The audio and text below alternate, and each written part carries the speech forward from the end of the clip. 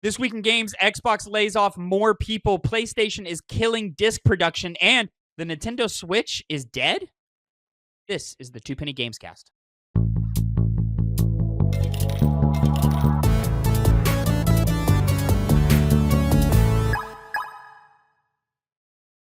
What's poppin', players? Welcome back to the Two Penny Gamescast, episode 307. I am your host, Tavin Bothel, here with my good friend and co-host. Say hello to the people, Connor Elliott. I am here, and we're here to talk about the glory that is the video game industry. It's been a great week. It's been a very busy week, dude. But now we can finally do the show and talk about just how I'm lying and how it's awful. We got some... The news was dominated by bad news this week. Yeah. Not good. Yeah, I mean, two major stories. One of like, it's just a matter of time for the hammer to fall, and the hammer fell this morning, which is the Xbox story, which we are going to talk in depth about. And then, of course, everybody is losing their minds over the PlayStation ending production of physical-based discs and media and so forth, which we're going to get into. Yeah, that's a story. Those are choices. You can make those choices. And then, of course, we got some other news here in the back half. But, ladies and gentlemen, of course, this is the Two Penny Gamescast. I had my spiel pulled up, Connor, but then we had the technical problems, and then the spiel got lost. I got to scroll back in. You got to go down to the talk. This is the Two Penny Gamescast, where each week we dive deep into the nerdy news you need to know in order to elevate the conversation around games. We each come to you with two topics, two pennies, if you will, and we give you our 2 cents on them. You can watch this show live every every Monday afternoon at twitch.tv/2pennygames, where you can put your own 2 cents into the chat live as we record. Or if you can't catch us live, watch the episode on youtube.com/@2pennygames or mainstream podcast services every Tuesday at 8 a.m. Central Time. Of course, our goal here is to always elevate the conversation. So if you have your own 2 cents on a topic that we cover, don't cover, or just something about gaming culture you wish was better, drop those thoughts down into the comments below, and we will be back next week to reply to your own 2 pennies, much like, I know I didn't prep you for this, Connor, but that's okay because we're not going to stay here long. Austin B. Conway commented on, I believe it was on our Instagram, as someone who worked on Infinite, thank you for the appreciation. Hey, thank you for commenting, Austin. And hey, we like Infinite quite a bit. Infinite's a really good game. I hope you're proud of your work. Damn, a game dev. Yeah, it's not the first time it's happened, but it doesn't happen very often. And so thank you for watching and listening. And I hope you catch this whenever it goes live, if I take the time to break it out, because we got a lot of news to cover. Connor, we just got to get right into it. Yeah, no use waiting. So I want to start this off with, all week there's been a lot of rumors, a lot of speculation. I've seen a lot of just straight up lies on the internet. There's a lot of people just looking to get clicks off and using the moment to do so.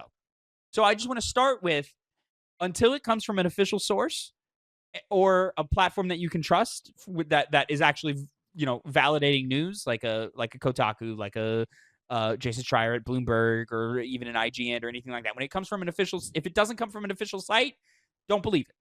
Because I've seen a lot of crazy headlines this last week of things that I'm like, yeah, no, they're not doing that, but okay. Especially when we get to the physical disc stuff and how what Xbox's potential response to that is. I've seen a lot of lies on that. I don't know if you've seen as much as I've seen. I've seen rumors depicted by certain people as absolute truth, but that's about it. Okay. Yeah. I don't, until it comes from an official source, ladies and gentlemen, do not believe it. And we are pulling from official sources with everything that pretty much everything that we talked today. We might discuss 1 or 2 rumors that have a little more credibility to them. But for the most part, we're pulling from official sources. Xbox is laying off 3,200 people and spinning off 5 of their studios. Spinning off, not shutting down, which I guess we could start with that. We expected this news. We knew this news was coming. There was a lot of reports of what studios were on the chopping block, but we didn't know anything hardcore until today. We thought on that front it was going to be a bloodbath. Like, it was just going to be left and right studios were going to be closed, along with layoffs happening. And listen, this is still not good. This is still really bad. And I want to say, it's not just Xbox, but I think I'm of the belief it's Microsoft as a whole that is failing. And I think it is a lot on Satya Nadella. We can point fingers at previous Xbox leadership all live long day. And I think for quite a bit of it, we should. But I think most of this is Satya Nadella's mess. That man's greed is out of fucking control. And that man's willingness to cut workers and replace them with AI, like there should be penalties to the amount of fucking disgusting acts that Microsoft leadership is doing. Because they seem to have way more cuts than a lot of other people in the games industry do. I remember their last big layoffs where it was like 10,000 people. Admittedly, not most of them in game development. A lot of it were software engineers. Yeah. But it was just massive. I mean, I think over the course of last year, I read in 2 different rounds of layoffs, they laid off 15,000 people. Yeah, it was some ridiculously high number. Yeah. And that was just like in one instance as well. Yeah. There's been countless other smaller ones that have happened since then as well. And now we're just seeing the continuation of that with it happening specifically to Xbox on the game side of things. Yeah. And I've seen a lot of takes on the internet over the last week that I vehemently disagree with. There is a need, or there is an inherent need as a human being to point a finger and find the blame, find what went wrong and who was wrong. And I'm going to lay that mostly on Microsoft executives and leadership right now, because that's who I choose to be the bad guy. Who is the people who are not the bad guys are the workers and the developers who are just doing the best job that they can. All right. It is not Double Fine's fault that Keeper didn't sell. Like, that's not who's at fault for that. And they shouldn't be punished because their game didn't sell. I see what you're talking about with rumors. Now, I will say... No. Not rumors. I mean, like... That was just takes on the internet. Takes on the internet, yeah, that's what I meant. Being like, oh, they didn't release a good game. Keeper's a great game. Because I was seeing a lot of that, and for those that have any doubt that it's the game studio, or at least that have the belief the game studios themselves are the ones that are really causing these problems, look at something like, I know this is not Xbox, I had one that I lost it, but Bluepoint. Bluepoint is a game that had one slip-up. It was heralded as a great remake studio. It was a great studio that could have gone and made its own games. They tried to do that. They canceled it, and then they shut down the studio within the span of a year after shooting down every other project they came to them with, and they just told them basically to go die. You know, and I was going to say the other thing, but that's probably not as good. Go fuck yourself would have been fine. What? Go fuck yourself would have been better. Yeah, way better. And it was something like Double Fine. I understand something like Kiln isn't the most encompassing game, but right? also like I heard one thing Kiln from it. like the thing, like it wasn't like Double Fine dumped a bunch of resources into Kiln. No. Like that was also like I think it was like a thing from a game jam that they just expanded on a little bit, right? If my memory serves. It was because it was in the Xbox showcase when that first showed up, and Tim Schafer was saying this was just a game they played around with, they wanted to have fun with. So it clearly wasn't like the big thing that some people were making it out to be, because talking about people's takes on it, they were pointing towards the failure that was Kiln and saying, well, that's because the studio's making it fail and Microsoft is just making, Xbox is just making reasonable decisions here. They just need to make good games, Connor. They just need to make good games.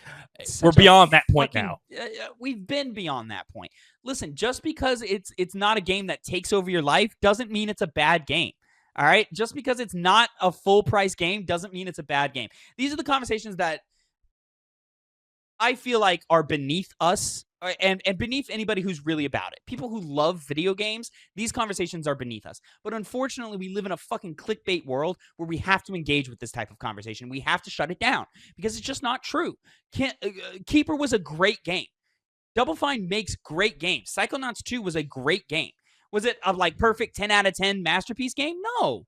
But not every game needs to be that way for this industry to be healthy.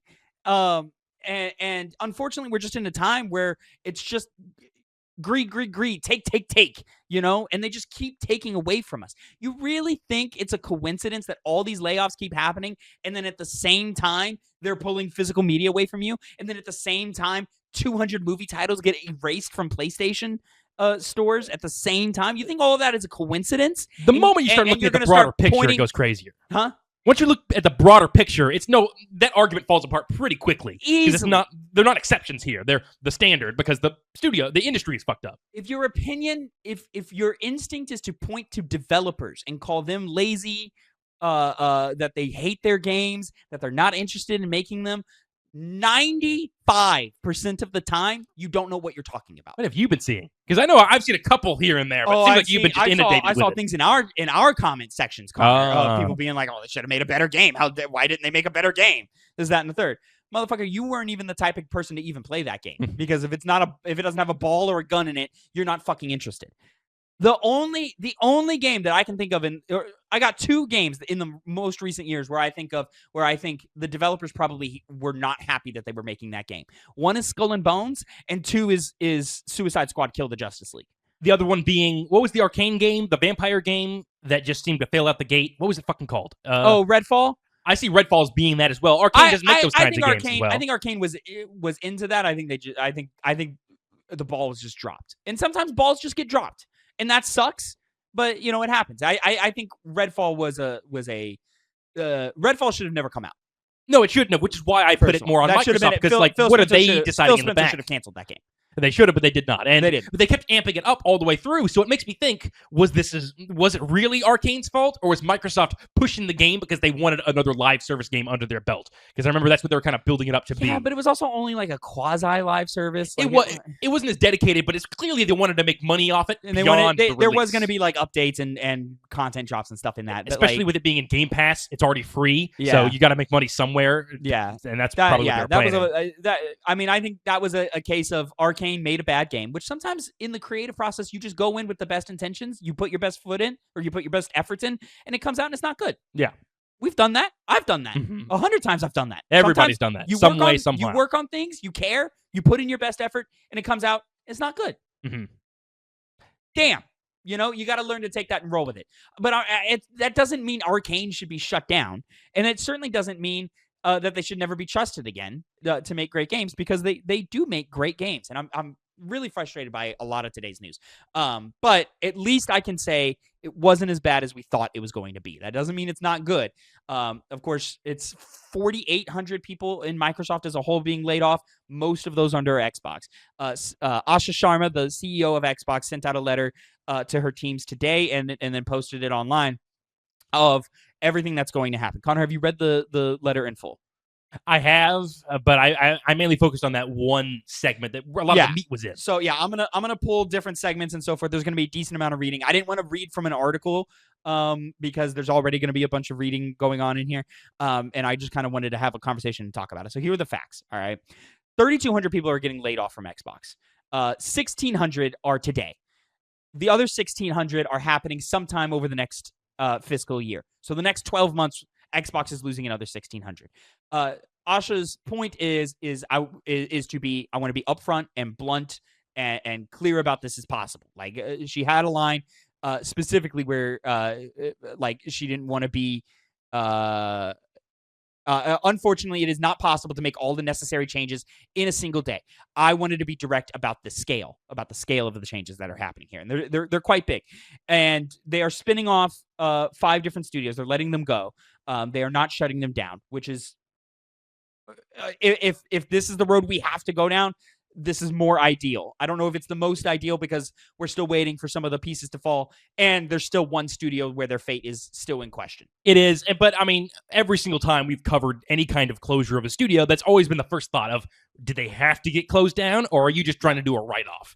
I think it's probably a write-off, especially because they probably could have done the same exact thing, but they know how that would look. You're already firing a bunch of people, laying off a bunch of people, and now you would close some storied game studios like Double Fine, like Ninja Theory. Arcane.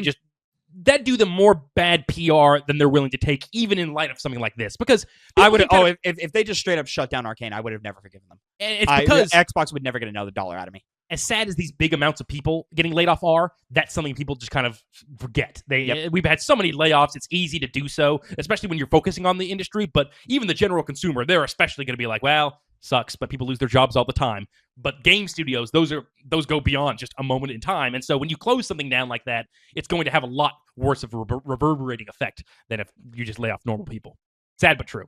So Asha started her letter off with the numbers of the who's getting laid off and hard, and saying, hey, I want to be direct about this. And then, of course, the obligatory, hey, this is not a reflection of their talent. This is just that things didn't work on the business end and so forth. We're going to skip past that part today. Our business, quote, our business today is not healthy. We are operating at margins that are 3 to 10 times lower than comparable platform and publishing businesses. We entered Gen 9 with a smaller install base and a higher cost structure. To grow, We bet on Game Pass, multi-platform, and a broader portfolio of content. While those businesses have created meaningful value, they did not grow at the pace we expected. As that happened, our core business weakened, and we added more teams, more investment, and more time, hoping for a better outcome. And now the industry is facing the most severe hardware crisis in its history. We must reset Xbox. And reset is going to be the common word used throughout the rest of this letter here. I want to pause real quick and talk about that. Let's be very clear. I don't know if we said it right before the show started or if we already said it on the show. I was thinking the same thing. It was before the show started. It was before the show. Yeah. It's not that these plans weren't making money. It's not that Xbox isn't profiting. It's that they're not profiting enough. Specifically for Microsoft standards, for Satya Nadella standards, they are not profiting enough. A greedy piece of shit like Satya Nadella looks at 3 to 10 times lower than comparable platforms and gets angry at that. And they don't look at the dollar sign and the number after that to show how that this is a working system, right? Asha says it itself. The Game Pass, the doubling down on Game Pass, the multi-platform pivot, and bringing in more studios, bringing out, executing on more content, releasing more games. I'll remind you, Xbox is one of the highest. They've got the what is the word I'm looking for right now? They've got the most, they are releasing more games than probably any other publisher right now. I mean, just Obsidian alone last year released 3 games, right? And Obsidian's released, I think, 5 this decade. They've done a lot already. They've done a lot. Double Fine has released 2 games, 3 games under Xbox, right? Psychonauts 2, Keeper, and Kiln, right? Psychonauts 2, obviously, 2 of those not great. Performance-wise, not necessarily quality of content. And so, well, it's important to note because you're already touching on it. This is also the games industry, which earns more than any other entertainment field. So. Well, yeah, that's pretty substantial. Not off of Keepers and South of Midnights, though. No, of course disrespect to those games. Those are great games. Those aren't bringing in the bucks. They aren't. Yeah. But 3 to 10 times lower than comparable platforms in the games industry is still a ton of money. So it's not even just that they're profiting a lot. It's not as much. I'll remind you, this is the same publishing company who has Call of Duty, World of Warcraft, Candy Crush, and Minecraft. They are making plenty of money. They are making stupid money. It's just that the new decisions aren't making those money. It's that money. Except Call of Duty. They are not growing at the pace they expected, to use her words exactly. They should be growing faster and more. Continuing with her letter. First, we will reset our content portfolio. Since 2018, we have aggressively expanded our studio portfolio while the number of games created each month across the industry now outpaces the last 10 years combined. We now find ourselves competing not only with the largest publishers, but also with small independent studios. It is neither possible nor desirable to own every great independent studio. We have also learned that we are not the best home for every type of studio. In a typical year, we lost 64 cents for every dollar we invested. As we reset Xbox, independent creators succeed. We will help independent creators succeed by providing open development tools and audiences to realize their vision. Compulsion Games and Double Fine Productions will return to management and transition to independent studios with their IP, catalog, and runway for the next games. Ninja Theory and Undead Labs have entered terms to face new ownership with funding to complete and grow Senua and State of Decay 3. In France, Arcane, Lyon specifically, Arcane's management is beginning required consultation with its work council to review potential strategic options. We are also making reductions across other units and in some cases shifting investments to focus on higher priority projects. These changes vary in size across Activision, Bethesda Cinemax, Blizzard, King, Mojang, and Xbox Game Studios. None of our first-party public announced games or projects are being canceled as part of these reductions. In addition, Mojang and King will now report directly to me, Asha Sharma. These 2 studios have increasingly become platforms and are largest by monthly active players. They bring critical geographic, demographic, and differentiation to Xbox. Jesus Christ. So, pause there. Let's break that down. So again, just like I said, studio portfolio created games each month across the industry that's now lasted more than 10 years combined. Again, their output is greater than ever before, which is putting them in a thing. And then they immediately follow it up. It is neither possible nor desirable to own every great independent studio. This I agree with them on. This I agree. I think there were a lot of studios drafted by Phil Spencer and team that were great for the pedigree of Xbox, for Xbox's portfolio, that added a lot of critical acclaim to Xbox's thing and gave them a lot of artistic value in the marketplace. However, it wasn't games that sell, and Xbox has transformed into this beast that cares about, we need to sell the biggest and bangingest games. Like, we need to get these profit margins to increase exponentially if we're going to get it to work. And a South of Midnight is just not going to do that. No. In fact, the thing I'm worried about with Compulsion Games and Double Fine is what's going to happen now. Because Undead Lab and Ninja Theory, they're fine. They're going to get under new management. Oh, they're fine for now, for the foreseeable future. Their games will really, well, yes. hopefully, you never know. More likely than not, you will see Senua and State of Decay 3. But the foreseeable future of Double Fine and Compulsion Games is, do they have enough money to stay open as a studio on their own? I hope so. I would think Double Fine would, with Tim Schafer. Maybe having some connections. His name opens doors. His name opens doors. So even within that, I'm also still more worried about Compulsion Games, of what they're going to look like within the next year. I have a feeling like they're probably, because they haven't really been able to establish themselves like Double Fine, they are ultimately going to maybe find someone else to publish their games. Of course, Compulsion, if you don't know, most recently known for South of Midnight. Before that, it was We Happy Few. Before that, it was Contrast. I've not played We Happy Few. At launch, it wasn't beloved. I think it got okay later on down the line. Such. I played Contrast. Contrast was okay. Contrast was cool. Contrast was, I remember, I know it. Contrast was that it was like that French-inspired game. It was all about lighting and like dipping into shadows and so forth. There's a platformer that released at like the launch of the PlayStation 4 is one of the few things. I know it was a while ago. It was a decent game. It was decent. It wasn't like anything great. From all accounts, I've not personally played it, but from all accounts, South of Midnight is their best game. Oh, really? That's from all what I've heard. South of Midnight is Compulsion's best game from what I am to gather from critical response and from people I know. South of Midnight also like the biggest game because people who aren't gamers I know played South of Midnight. That doesn't mean a whole lot, but because South of Midnight something, it's something, right? For Compulsion, here's the thing with those two studios: they need to come quick, they need to come fast, and it needs to bang.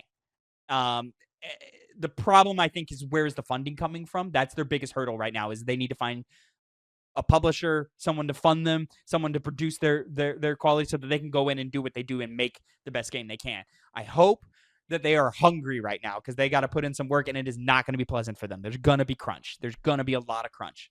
And that's really, really unfortunate for those studios. They are in a more dangerous position than they were a year ago, simply because they don't have the protection of a big publisher like Microsoft anymore. Now, we know that it wasn't that much of a protection, but now it's even more so dangerous. That makes sense, but there is also the double-edged sword factor, which is that Xbox could have just decided to close the studio and not given them a chance to survive. So, because I remember when this news, we knew that layoffs were going to come. We knew studio closures, or at least we thought studio closures were going to come. I remember Double Fine's Twitter account just did the nervous emoji. They did the worried and nervous emoji, the little like single sweat drop and smile. And I imagine it's because they were fearful they were just going to get closed outright. So, again, as we mentioned before, the story is bad, specifically the layoffs. It's the best case scenario with a lot of these studios that are now going off on their own or getting bought up by another company. And my understanding is the layoffs are like across the board layoffs. And we're going to get into probably where the more targeted areas are here in a minute when we talk about reductions here in a second. But independence for Double Fine, I think, is the right move. I think Tim Schafer's name carries enough weight and enough legacy here, and they've been independent before. Granted, before they were acquired by Xbox, they weren't in the best financial place then either. So we'll see how they do. But I also think independence allows them a little bit more flexibility and ability to maneuver and bounce around. Phil, don't forget your whiteboard, wherever the fuck that is. I don't even know where that is. It's right there. Yeah, we did take it. He's a thief. Oh yeah, it was in I think it was in the last like crate of beer I bought. Anyways, that's beside the point. Let's refocus here. Compulsion I'm worried about. Just because their games have never in the TV stand. Just because their games have never been like crazy that big, and I'm also just worried that like I'm worried that the market just isn't interested in smaller games right now either. With the price of everything, they want their dollars to matter more. And so I think the argument, which I think is tiresome and annoying, of, well, I only got X amount of hours out of this game and I paid X amount of dollars for it, is going to dominate a lot of the consumers' mind space right now. Mm. So I don't know if Compulsion is going to be able to produce a game that the masses are going to care about enough to keep those doors open. But I hope so. You have something else, sir? Oh, you're just listening. Okay, great. Selling off Ninja Theory and Undead Labs join new ownership with funding to complete and grow Senua and State of Decay 3. It's crazy that all that time was State of Decay 3 in production, and they're just never going to benefit from it. 8 years. Yeah, that's pretty funny for Undead Labs. Like, you basically just got this big publisher to help you get your game along slowly, and then you just kind of get to take the benefits without any of the negatives. We'll see. No word yet on who is acquiring these studios. If they are being acquired by the same entity, are they two different entities acquiring these two different studios? Do they stay independent? Do they become independent after this? Rather, become independent. And then you're on Compulsion and Double Fine. We're on Undead and Ninja Theory. Was this like a package deal of like, hey, we want Ninja Theory? Okay, well, if you take Ninja Theory, you also have to take Undead. And they go, oh, fuck, okay, all right. You know? So, like, is this going to be a case of, like, State of Decay 3 comes out, and then 3 months later, Undead Labs gets closed down? Not because of the quality of the game, just because they're not fucking interested in them. You know? Much like Tango Gameworks when Xbox bought up Bethesda, and then Hi-Fi Rush, and then goodbye Tango. You know, because they're not interested in you. They bought you as a package deal, but you're not why we bought you. I'm surprised that I didn't think of that when I first saw the story. I mean, they fucking kill Hi-Fi Rush, and then why couldn't you let them live? I know Tango Gameworks is still, they got revived, but there was still that point of time where we'll see what happens with that. Yeah. We can also appreciate they're keeping their IP in their catalog. So it's just a wholesale thing. Like, Xbox could hold on to, I don't know, Psychonauts or you know, State of Decay or South of Midnight or any of these things, but take it all. We don't want it. We don't need it because we have no interest in continuing these IPs anyway. We're going to focus on what we have. So at least there's that. There's that amount of freedom. Like, they could have just taken and just shut it all down and all that. So I can say that as a positive.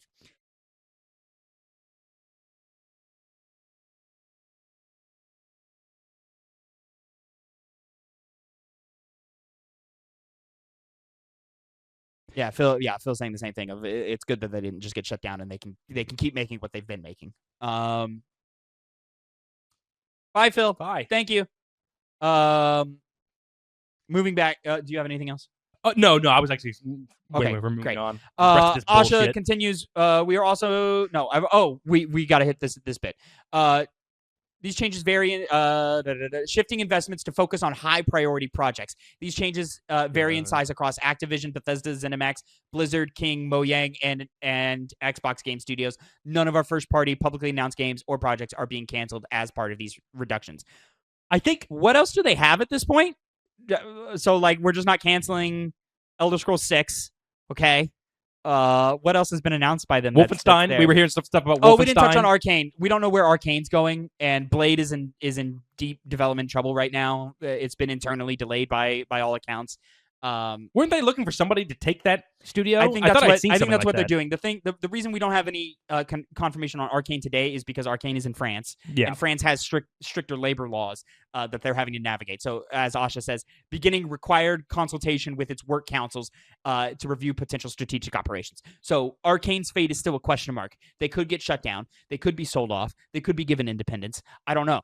That's scary to me because Arcane has not had independence for a very, very long time. So more likely they're probably going to be sold off, as you said, to somebody who I don't fucking know. Oh, the founder of Arcane was apparently like seeing how much it cost to buy them up. Like, I guess he had left at some point. I just kind of passed over that, and he had made some kind of comment today. So we'll see. Maybe, I mean, if he has the money for it, whoever that guy even is, I can't remember the name. Or can find funding for it somewhere. I don't know. Yeah, so that's a huge we'll see on that. I mean, I could see even, you know, Arcane's working with Marvel Games right now. Marvel Games has a great relationship with PlayStation. I could see, all right, we're just going to switch things. I wouldn't want that. No, you know, but that feels it could be the case. You know, feels like we're just trading, the same devil in a like we're dealing with the same problem here at that point. Maybe focus on some bright sides. I don't know if it's brought up later if they break down what exact IPs amongst those studios are also still being worked on. Arcane's relationship with Deathloop. I feel like Deathloop was seen as a success on the PlayStation side. Obviously, not like a crazy hit. I thought it was I think they said something about like disappointing sales numbers at some point. It might have been the case. I don't know. But of course, the common thing with the games industry is what are their expectations? How much money did they make? And what level did they fail to meet that expectation? It doesn't necessarily mean it was a failure. It can mean it's a massive success. Success to us is not the same as success to a big studio like this one. Yep. Again, though, I couldn't remember if I saw it elsewhere. Starfield's not getting another game. So that's, hey, bright sides. We got to look on them. Sometimes, where did you get that? I remember seeing somewhere like they listed the IPs these studios specifically were going to keep engaging in, and of course with Bethesda ZeniMax it was Fallout, Elder Scrolls, but no Starfield. So. Yeah. So this is something from Schreier at Bloomberg said this, but I didn't see it in any official Xbox quote. But I trust Schreier. Is that for when it comes to Bethesda ZeniMax, we're focusing on I think it was 5 IPs, and if I remember them correctly, yes, Fallout, Elder Scrolls. I think. It being so long since a new Fallout game is a real problem, and I think we're going to see a new Fallout very, very soon. From Bethesda, I don't know. Could be from anybody. But I think that's what they're really going to dump into. So Fallout, Elder Scrolls, obviously Elder Scrolls 6.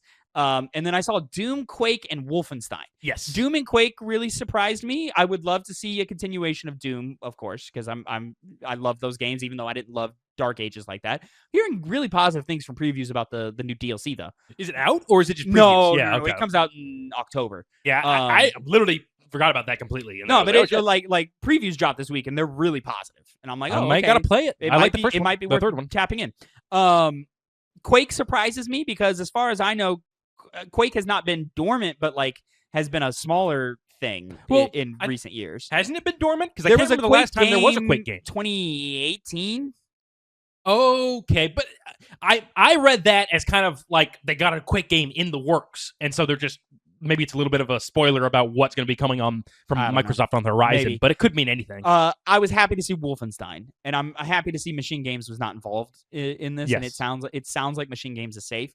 I don't know how well Wolfenstein 3 is going to sell, especially now that we're so far away from 2, and then of course Youngblood, being such a disaster. But I would love a Wolfenstein 3. I would wholeheartedly support a Wolfenstein 3.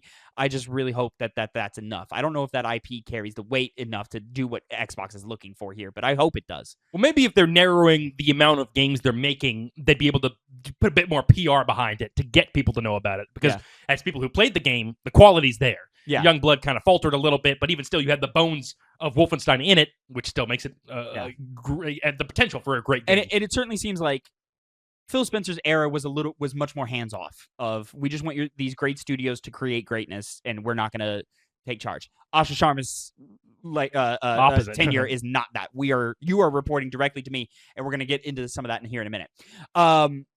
Activision, Call of Duty, of course, and all of their things they're making. I'm hearing rumors that they are, and they seem like it's a rumor worth mentioning, is because it's coming from sources that wouldn't just say this without a reason.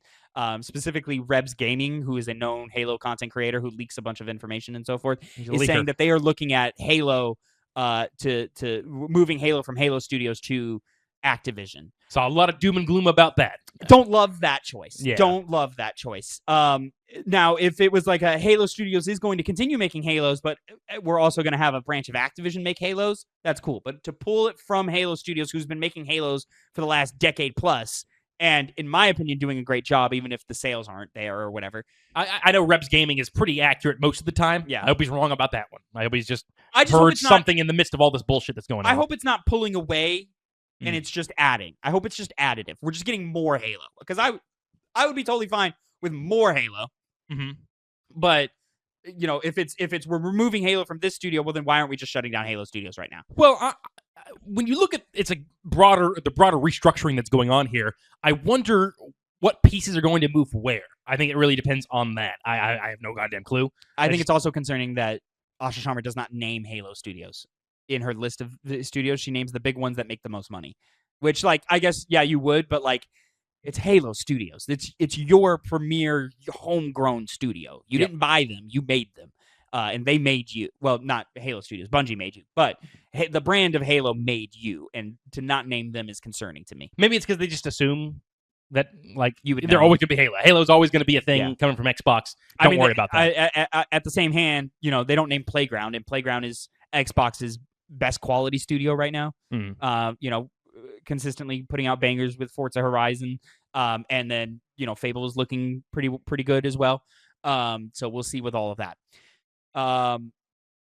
King and Mojang. King, I blanking on them. Candy Crush. Fuck yeah. They're fun. Of course, we're not really talking about them because the Minecraft people and the Candy Crush people, I think they're going to be fun. Well, I think it's interesting that Mojang and King will now report directly to Asha Sharma. Zero middle management in between those two studios and her. Is that because Mojang is Minecraft and King is Candy Crush? So it's like, what decisions are you going to make that are really going to be big swings? Probably not much. I think it's more just like general management style to go to them. Agree. What do you think it's going to do? Do you think she's taking hands-on to do something with it? Hardcore flipping that switch, and it's going to be even heavier on the microtransactions. How can we profit more from these two titles? Yeah, of course. And if I were to guess, she's going to turn Minecraft into more of a creation studio suite, and it's going to be more of a Roblox than it is Minecraft. Isn't that kind of what I just said? In the sense, it's going to be not about like creating games, but trying to drive profit. I guess yes. It's just the way you said it. It made it seem like more business as usual, and I do not believe it is business as usual. I do believe that Minecraft will be a different type of game in the next 3 years than it is right now. That doesn't sound good. I don't know what the state of Candy Crush is right now. I thought it was just a moneymaker. That's why I thought it was going to be just, find more ways to make money. Make Candy Crush 2. I believe I think they already did that. I believe Minecraft will become hey, you can make your own game in this, and it's going to be a whole thing. They're gonna level up. I mean, it was always quietly on that level, but they're going to level it up to like what Fortnite's been doing, and especially what Roblox has been doing. I think Roblox is the target here. Is they specifically want Minecraft to be Roblox, minus the pedophiles. Yes, I mean Minecraft has the same problem, but not as much as one. Well, I guess with the actual studio, we're the content creators. No, the platform, because there's just more ways in which you could interact with little kids randomly on the internet in Roblox than Minecraft. We'll see. I hope the best for the rest of Xbox Game Studios here. Moving on to the next big chunk here. Quote, second, we will reset our platform. There we go with that word reset. We know that great technology gets better when it gets simpler, not bigger. Today, in some parts of the company, work passes through as many as 14 layers of management. Our platform teams are 40% larger than they were at the start of this generation, even as our player base and playtime have declined. That complexity has slowed decisions, blurred accountability, and made it harder to deliver players. As we reset Xbox, we will simplify. We will reduce management layers to no more than 5 and, where possible, 3. We will deliver success through a flatter organization that is built around makers, individual contributors focused on building, player coaches, leaders who remain deeply involved in the work while developing their teams, and directly responsible individuals, DRIs. I don't know if you needed to acronym that, but maybe it's probably speech that's going to keep. Maybe they'll be saying it a lot more. I imagine we're going to be hearing DRIs a lot in the next couple of months. Great. I love when they come up with their own lingos here. These companies. DRIs who own key decisions and outcomes, and we will streamline how we work across our tools with a cleaner code base, shared services, and 50% reduced vendor spending. Okay, when Asha Sharma came on board, and we looked at her resume and what we had. This is what I was expecting, is we're going to get some layoffs, and it's all going to be in that middle management stuff going on. And I think that's what we have here. I think this is really the biggest failure of Phil Spencer's tenure as CEO of Xbox, is that he kept trying to hold on to everybody, and it caused the whole ship to slowly sink. I think Asha sees that, hey, this part isn't working. We're cutting the whole thing off right now in order to save the rest. That's exactly what I thought Asha Sharma was going to do, and here she is doing it. Is this the right call? From a business perspective, maybe. We'll see. It's one of those wait and see things. Yeah, from a moral perspective, I don't know. This is a little more, you have to be behind the scenes. You have to see the numbers in order to know that, and I just don't know that, It sucks. I hate that we're going to cut so many people, and so many people are going to lose their jobs, have to up into their families and move and do all these stressful things on their lives, and we're going to lose a lot of people in games that, this is going to affect. and that sucks. And I also I think there's a lot of truth to what we've been seeing from Capcom, what we've been seeing from Square Enix, in that, hey, and now what we assume that we are seeing from Nintendo based off of the 10% raise that they gave across the board last week, is that, hey, doing what you can to keep your teams together, to keep that chemistry, to keep that in-base knowledge together, really benefits you in the long run. It allows developers to get games out faster. It allows them to get games out better. They're able to circumnavigate issues that come up in troubleshooting much faster because they're more familiar with each other as a team and the engine that they're working with. You know, it's important to keep that team alive. Now, 40% more than when the generation started is kind of crazy.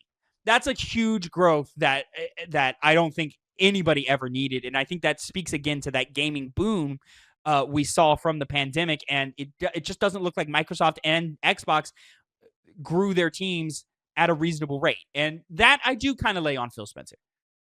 I know a lot of people, I don't know if I can't remember if it mentions it again in this post, but I've seen a lot of focus on Game Pass because, of course, that was something that Phil Spencer really was pushing. And it obviously didn't do anything for Xbox really in the long run. I'm sure. Profit. They're still profiting off Game Pass. Otherwise, that's the key thing where you're losing money from Game Pass. You just objectively are. There's I guess not necessarily. Objectively. Yeah. I think they lost money with the multi-platform thing. I think that's where they lost money. Mm-hmm. I think it's easily a mix of both, but it gets back to the conversation of how much did they lose versus how much are they profiting. They're still, we know again, they're for a fact still profiting. So when someone brings up the issue of, well, big reasons why these structure changes are going on is because of Game Pass, it's partly because of it, but it's not something to hang the hat on, which I've seen a lot of people do. I don't know if there's one thing you can hang the hat on outside of, I think the Xbox grew too quickly. And mismanagement in general. And it wasn't a natural growth. You weren't hiring people. You were buying people. Yeah. They bought Bethesda. They bought Activision Blizzard King. It's a lot of people. And then you didn't make the necessary reductions on those acquisitions. In all honesty, we probably could have avoided this is with every round of those acquisitions, even more massive layoffs.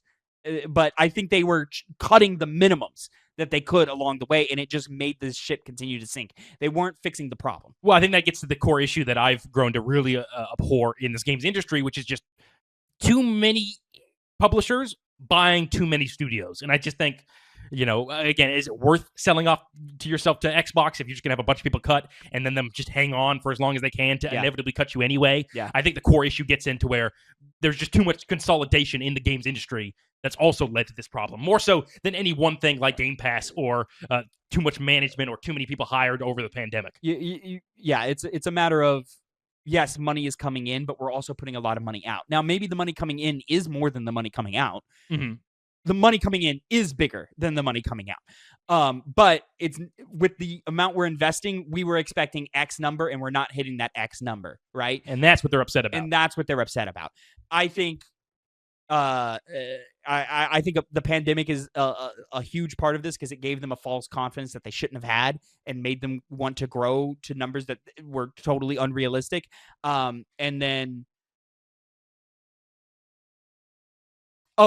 we're in a period of time where games are just taking so much longer to develop, which means you got to pay more.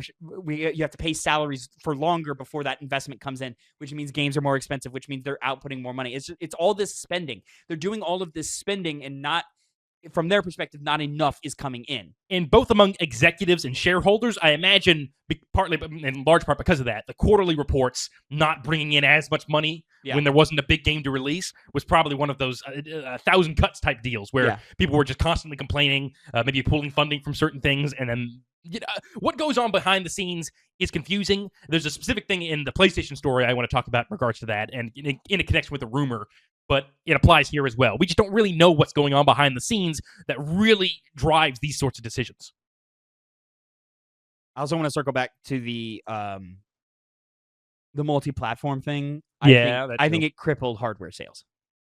The problem is that it's always in combination with hardware sales skyrocketing, the price of hardware skyrocketing. I think it crippled their sales, and I really truly believe that's what got Phil Spencer kicked out. If we are to believe that Phil Spencer got kicked out, it could be. The thing I always think about though is, and this is what people always point to when it comes to the state of Microsoft in the gaming space, which is the 2013, the Xbox One, when they had the whole bad PR that clearly put the PlayStation 4 above it in the public's eyes, and they never quite really recovered from that. So I see the multi-plat. I understand if it was the cause, I understand that, but I also get why they got rid of being wholly locked to one of their consoles, because they were losing it at that point. They weren't the same level they were in the Xbox 360 days, so they had to do what they needed to do to keep making money. And looking at the games they put out since then, maybe if they kept it, not multi-platform, they wouldn't have made as much money as they did when they did put it towards multi-platform to reach a wider audience.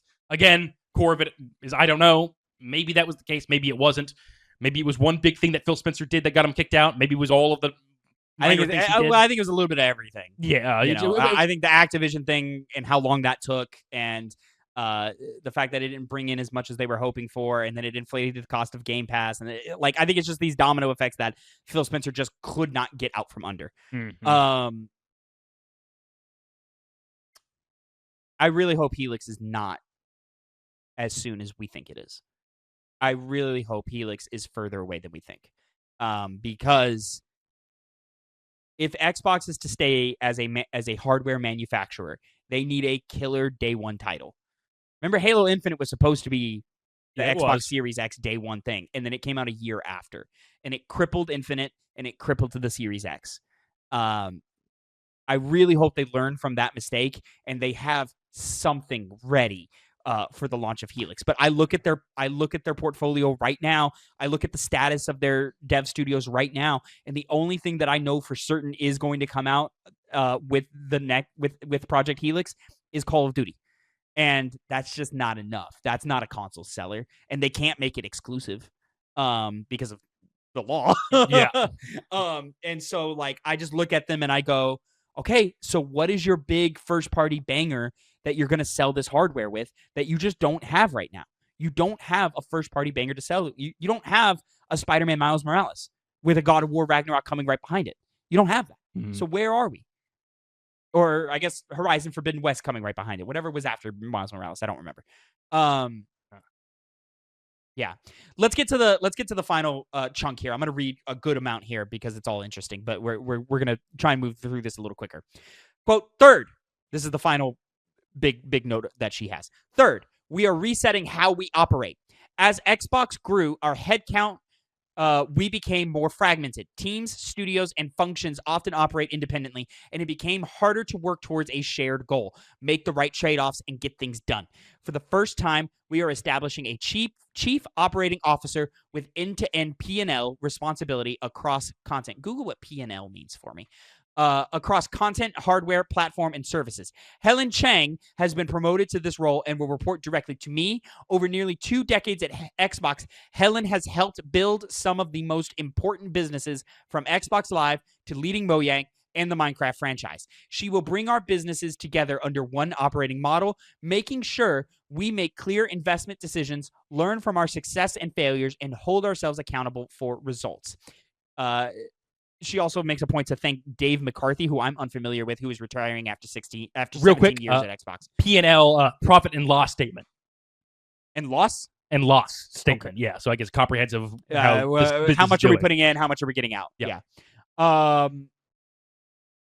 And gives a thank you to Dave McCarthy. I don't know. I'm unfamiliar with Dave McCarthy as an individual. Yeah. Cool. Sorry, guy. These changes are about a bigger future for Xbox, not a smaller one.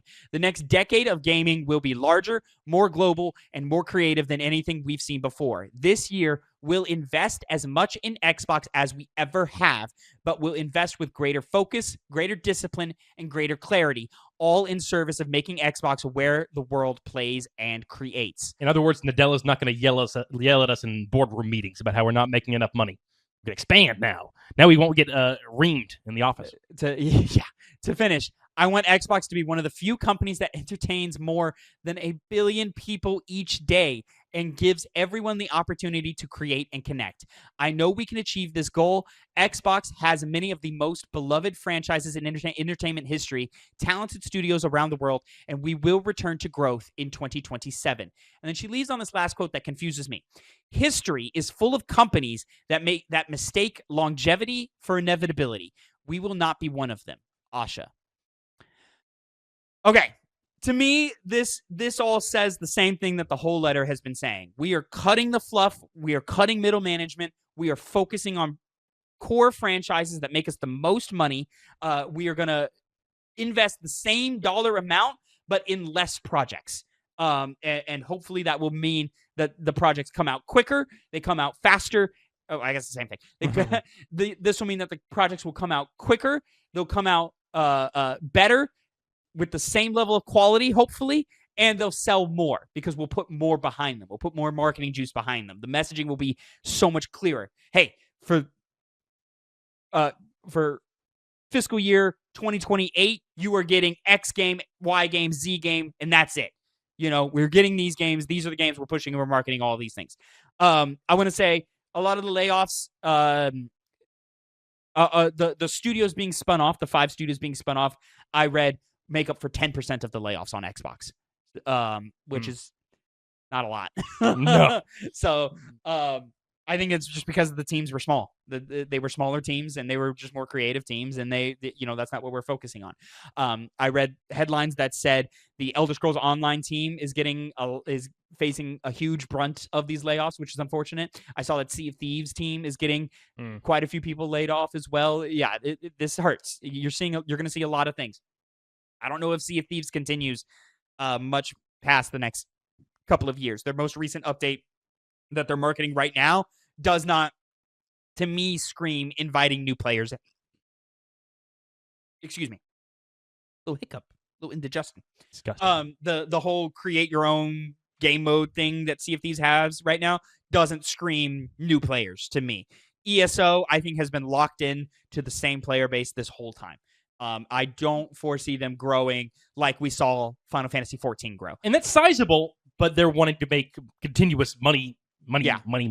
So that's not what you're going to get. I would not be surprised if we have sooner than later a hard stop on Fallout 76. I'm surprised it's gone on as long as it has. I think it's actually impressive. I think it's actually impressive what they've done with Fallout 76. I remember when that came out, it was just treated as being dead on arrival, basically. Dude, and it had big technical issues when it first came out. Dude, and it was able to overcome all that stuff. Remember the special editions that were promising one thing and then giving a whole they had like a bag that was supposed to be high quality. It was like a cheap piece of shit. One of the most disastrous launches we've seen in the modern era. It was really bad. Now it's lasted longer than Destiny, or it maybe will. No, Destiny 2. Probably not. No, I think it only came out like a year after, or it came out the same year. Like it just objectively. I guess, yeah. But it also wasn't as successful. It was not. No. Connor, is there anything here you want to jump off? I feel like most of this is just kind of recapping and encapsulating the entire statement. We've covered it. I mean, it's more so from here on out, just what specifically is going to be cut. I remember hearing like ID Software was apparently like losing 91 people and something like that. Oh, people. I thought you were saying percentages. I was like, what? I was like, 89. It is dead, no, dude. not that bad. So you're going to be seeing a lot of that. And I guess the best thing about letting people know there's going to be a lot more layoffs going down the line is a lot of people can just jump ship and go to another job, maybe saving other people's in the long run, maybe. I don't think they operate that way, but I don't know how layoffs occur. Like if they still cut the amount of people they want to cut, if that still is all they care about. I think they have targeted things that they want to cut right now, and I think it's just legalese that's holding Asha back from cutting the full 3,200 right now. Chief Operating Officer, weird that they haven't had one. But they did. I think that was supposed to be like, I think that the usual COO responsibilities were kind of split between Sarah Bond and Matt Booty. And then, of course, with Sarah Bond gone, it's kind of been working. Weird that she doesn't even mention Matt Booty in this. Maybe it's because he's just like, he's standard. Like he's there to stay for a while. Nothing about his role is changing. Maybe I could see that. But it's like shocking to me that she's not like, hey, we are siphoning off this amount of studios and they will report directly to Matt Booty. Maybe she just sees Matt Booty as a little bit more middle management than we do, because maybe she's sidelining him into that type of role. I'm curious how long Matt Booty stays at Xbox. I would think. I don't even know what to think. Yeah, exactly. I don't even know what to think. Helen Chang, I don't know her from Adam, but it seemed from the resume that Asha Sharma gives us, that seems like the pick that an Asha Sharma would make is, hey, this lady who's been running the most successful venue of Xbox Game Studios, Minecraft, and has a history of successful business practices, yeah, I'm going to put her up. Yeah, we're going to pull the businesswoman up. I mean, Asha herself is not a gamer or in the games industry, and now she's head of Xbox. So it makes sense that she would have the same kind of idea if they're just focusing on profit rather than the spirit of games. It's pretty easy to say the friendliness of Xbox is over. Oh, yeah. It is over and dead. It's going to be a lot more corporate-y now. That was more out faceless. the door with Phil and Sarah. Like, honestly, wouldn't even be surprised if we have another Xbox game showcase next year, which I believe we will. They got to promote their game somehow. Exactly, right? I would not even be surprised if Asha doesn't even show up in that showcase. Oh, if she why would she? Why? Because that's what the game showcase has always done. But exactly. But who's going to say, Asha Sharma's on screen? No one. Yeah, I don't know who would. Well, I mean, even the previous PlayStation CEO,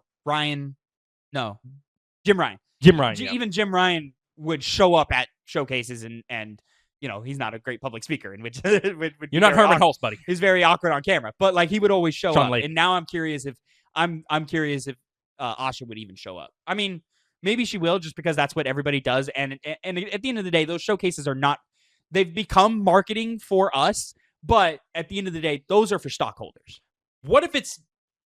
What's the person who is in like a boxing ring? It's the beautiful woman, scantily clad, and she like walks on and just like holds up the sign. I don't know the cheerleader. Yeah. Maybe they'll just do the equivalent of that, just like eye candy, because they got nobody else to like bring the spirits of the games. I'm gonna put someone there. I'm gonna go with no. I'm gonna go with no as well. But hey, they want to make money.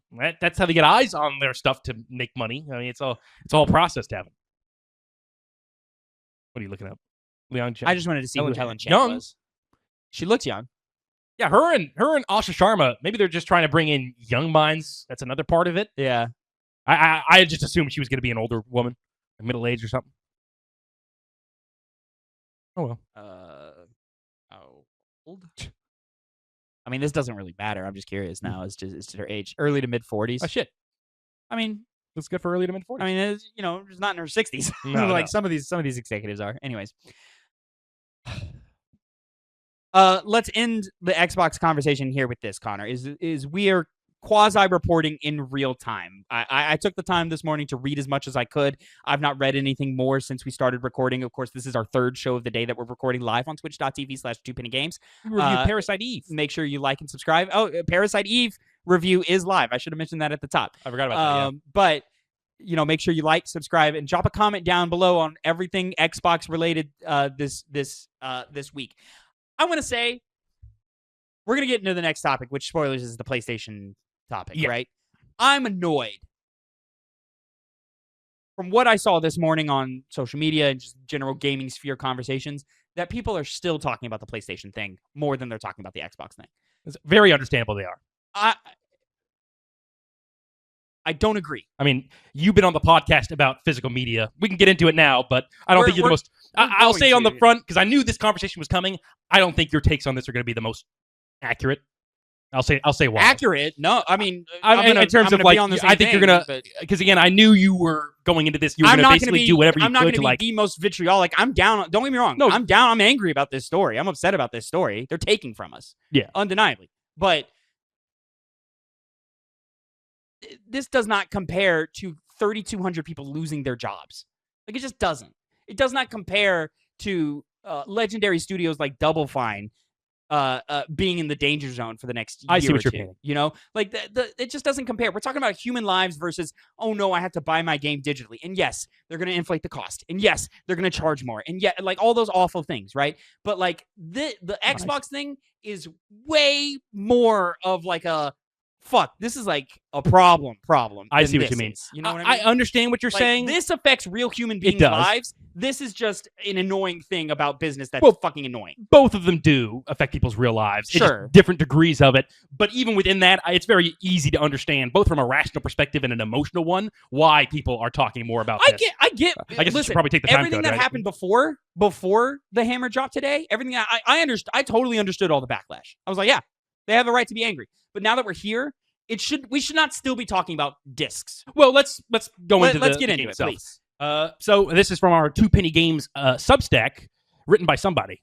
PlayStation announces end to physical releases, stifles game preservation.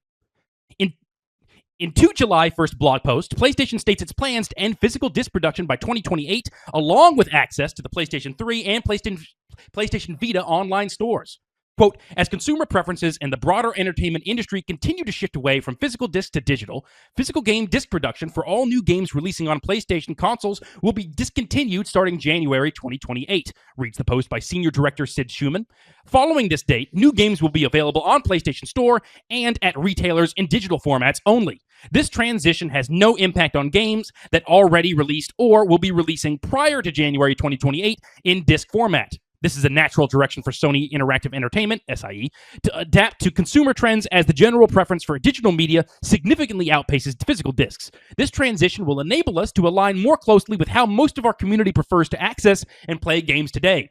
We'll continue to prioritize our resources to drive innovation in players and how players can access games and provide choices as to where players prefer to purchase new games, whether that's at retailers or PlayStation Store. We remain committed to delivering a world-class gaming experience to our fans, and we thank you for your continued support, end quote. In a Eurogamer interview, former PlayStation Worldwide Studios leader Sean Layden, who left the company in 2019, labels the change, quote, fairly dramatic, end quote, and notes he personally disagrees with the tactic and is unsure what ultimately led to the decision. Controversial announcements didn't stop there, however, with PlayStation reattempting to shut down its storefronts for the PS3 and PS Vita as previously planned in 2021. They're going to get away with it this time. Very likely. We'll see. Quote, after nearly 2 decades of supporting the PS3 console generation, we wanted to let you know we will be closing the PlayStation Store on PS3 as well as on PS Vita, writes Schumann. Again, PlayStation Store on PS3 will close in select markets starting this year, followed by global closures for PS3 and PS Vita next year. That means new content purchases will no longer be possible once the PlayStation Store closes on these devices. To ease the transition, players will still be able to download previously purchased content after the closing date for the foreseeable future. As the PlayStation Store continues to evolve to support modern commerce systems, including updated payment processing standards, PS3 and PS Vita are no longer able to support these updates at the level required, end quote. These announcements resulted in widespread backlash on social media, with users expressing concern over the company's attempt to control how and what gamers can play. The prophetic developer Hideo Kojima himself posted on X, formerly Twitter, to express his own fears of consumers losing ownership as media becomes more digitized. Quote, eventually, even digital data will no longer be owned by individuals on their own initiative, writes Kojima. Whenever there is a major change or accident in the world or in a country, in a government, in an idea, in a trend, access to it may suddenly be cut off. We will not be able to freely access the movies, books, and music that we have loved. I would be a have-not. That's what I'm afraid of. This is not greed, end quote. Rumors have since spread that an internal 2022 Insomniac leak shows PlayStation has manipulated overall digital sale figures by including expansions, DLC, early access titles, digital-only games, and free PS Plus games released every month. Austrian publication OLF Salzburg reports that Sony has begun repurposing its Thalgau production plant to manufacture optical micro lenses that, while used in headsets, also serve as a crucial component for AI data centers. The soon-to-be closed stores are some of the easiest ways to play games that haven't been ported to new consoles, like Parasite Eve, Demon's Souls 2009, and Drakengard 3, prompting increased concerns over game preservation. Both platforms contain similar titles that remain locked to the storefronts, such as Tokyo Jungle, Rain, and The Last Guy. I think I butchered that last sentence. So I guess to continue the conversation we were having before, I apologize. I assumed your wrong take. I assumed your take was going to be the way I can attack it from a personal level. Which is crazy, because I feel like in the chat, when the news first dropped, I was like, this is pissing me off. Like, the more that's why I was like, I thought your thoughts of how physical media is being phased out in terms of digital media would make you go like, who cares? And no. That being, we've had arguments on this podcast before. Now, I think people are being a little dramatic. I think people are being a little dramatic. In terms of how? Specifically the you're never going to own anything argument. Like, there is truth to it. 100%. Yes, they can delist any game that they want. If it's digital, then you will lose access to it. 100%. That's 100% how that works. And I don't like it. I wish it wasn't that way. That is just the way it is. There's not some global conspiracy or mass conspiracy to rob you from your game titles and have you pay for all of these titles and then take them away from you years later. A lot of the examples that we have of lost media or games that if you did buy digitally, you lost access to it. Or even the story that happened just the week before where 200 movie titles were removed from the PlayStation Store and you just can't watch those anymore if you bought them and you don't get a refund for them, which is wrong. There should be some kind of even like an in-store credit, like, or something. Like, give me something back because you took something that I invested in, right? Right. I believe that's just the right thing that should do, but they're not going to do that because they are not good people. But most of those examples are things that are tied up with licensing things for things outside of gaming. And most of them are examples of things that were from a different era where, quite frankly, gaming just wasn't respected like that. Yes, you can't get Marvel's Ultimate Alliance digitally anymore. And if you bought it digitally, you lost access to it. When did Marvel's Ultimate Alliance come out? 2009? Even earlier. Way earlier. Like, it's a PS2 game initially. You know, I remember that was like one of the first games they did for that. I think it then came back. It came back. Like, we got it back.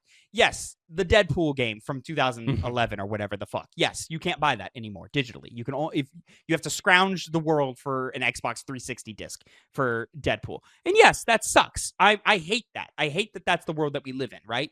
But those games were made on licensing deals that expire. And for whatever reason, the IP holder or the publisher who made the game chose not to renew that license, right? And that sucks. I hate that. Let me be very, very fucking clear. But those are also tied to things that we all should have known had expiration dates on them. Yeah, that is true. You are not, if you are mostly digital, like I'm entirely digital. You are mostly digital at this point, no matter how much you want to personally deny. Oh, yeah. No, that's changing definitively now. But yeah, I'm only going to buy physical. I'm not buying digital for PlayStation again. On what? PlayStation. How? Like buying it physically. How? Oh, after that, you mean? Yeah. Oh, well, that's another question entirely about, is this going to truly come to fruition? Because there are the questions, the rumors of inflated numbers, and the response from how this has been received is not good. To where, even if it's an inevitability later, I have a feeling this will not stick with how the reaction has been and what the response is potentially going to be if they double down. Because to get to the thing that started all of this, you were talking earlier about Xbox, right? And how more people seem to be upset about this than they do Xbox. Mm-hmm.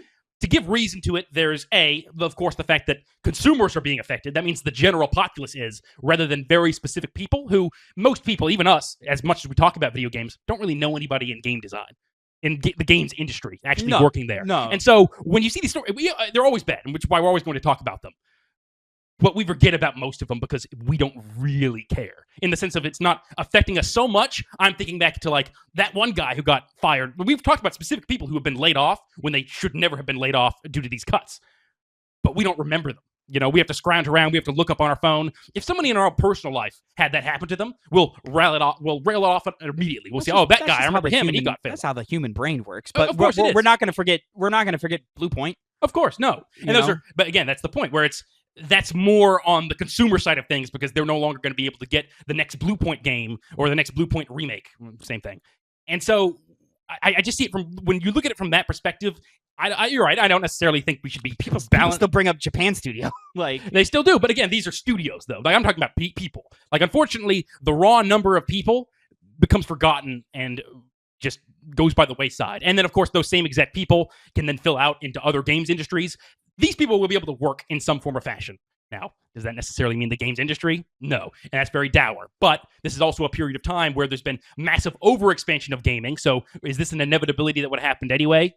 Possibly at some point. And we'll always face layoffs. No matter, even though the games industry is worse now than it's been in the past, there were always layoffs back in the day. Big ones sometimes. It's never going to stop. This is something that is going to happen and is going to massively change how games are not only produced, of course, because they're no longer making physical games, but how you're able to access them. Because the problem with you, and this, I guess, goes back to the issue I thought you would have, or a grander issue, which is that you give too much humanity, even though, despite how we talk about them and how we both talk about them, to the people that make these kinds of decisions. That they're not going to actively try to suffocate every other avenue to get games that are not going to maximize profits to the fullest. Oh, no, they will. And so, honestly, more so than the physical thing. I'm sorry. Can I interrupt you for 2 seconds, please?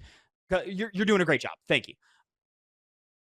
My problem is not the digital licensing thing of like, oh, they're gonna steal your games. Do you realize how quickly they would lose their entire base if they did that? But what if that's if they hold on, I'm sorry. If they pulled God of War Ragnarok out of my library, if they pulled The Last of Us Part 2 out of my library, if they pulled Horizon Forbidden West out of my library, do you know how quick these are things that you own? Yeah. PlayStation that you own. If they delisted those games, you know how quickly they would lose their base? Nobody would ever buy anything PlayStation ever again because you can't be trusted. Now, a Marvel Spider-Man is at risk. I don't believe it will because I think we live in a different era now than the Deadpools and the Marvel Ultimate Alliances of the world. But like the simple fact of the matter is that most games, 90% of them are safe. 99% of them are safe. There will be a Concord. There will be a Marvel's Avengers or anything like that, where like, yeah, no, at some point those will go away. But like, and it sucks that we can't play them, right? But like, if they're a multiplayer based game anyway, if you don't have people playing them anyway, then what good is me being able to run around in an empty lobby? You know what I mean? That's where I've always thought the fear mongering of you don't own anything, they're going to rob you of these things. I've always thought it was kind of ridiculous because it doesn't make any business sense to do that. Like, and these are business people who care about profit. They will lose profit if they do that. But my issue broader. But to your point, and this I do agree with, they will continue to chokehold us. They will continue to siphon it down as much as possible. Now, again, I think even that has been a little bit dramatized. I've seen the same screenshots of, I can get Metal Gear Solid Delta for $20 on Amazon, but it's a full $70 on PlayStation Store. Yes, because you're not taking a screenshot from when that game is on sale, right? Because, like it or not, the PlayStation Store does a lot of sales. Do they do as much as Steam? No. Do they do as much as your mom and pop shop? No, they don't. All right, but they do a lot of sales, and they are really good sales. I've bought a bunch of games on PlayStation. I bought Armored Core 6 for like $15, like 2 months ago. You know, like these sales happen. I can nitpick screenshots all day and contrast and compare. Now, if you're only getting it from our store, does that incite us to keep doing those sales at that volume? No, it doesn't, because this is where capitalism actually does work in our favor, and it does breed competition. Why would I buy from you PlayStation at $45 at a 15% discount or whatever percent discount when I could go to my local Walmart? They're selling a used copy for $5. Why would I do that? You know, and they realize that. And if we cut that option out of our player base, if we cut that option away from them, which is what they're doing, which is fucking evil, then yeah, no, we don't have to do. And it's not even going to be instantly, right? It's not going to be, okay, now we're never doing sales ever again. No, they're going to do a sale every month. There's going to be a sale, but instead of 35%, it'll be 30%. And then a few years later, instead of 30%, it'll be 10%. And then the amount of games that are on sale or the quality of games that are going to be on sale are going to be much lesser. But there's still going to be sales because inherently there's a good percentage of people who don't buy games full price. There's a lot of people who don't buy games full price, but they'll buy Final Fantasy VII Rebirth at half off in 3 years. But see, that's the issue. But they weren't going to buy it at full price. But this is the issue of in the games industry, if you don't make enough money, even if you do make money, you can still get closed. So if that's the avenue you're going with, yeah, sure, it might be sales for the consumer, but then we're going back to the issue of people losing their jobs. Yeah. Will the job have been lost by the time the company gets the money? Because that's the other thing. The resellers, they get the bulk of the sales. It's not really going to PlayStation. And so they're on a resale, none of it's going to PlayStation. Yeah, on a resale, none of it's going there. So it's a matter of the unknowns that are unknown. I said that badly.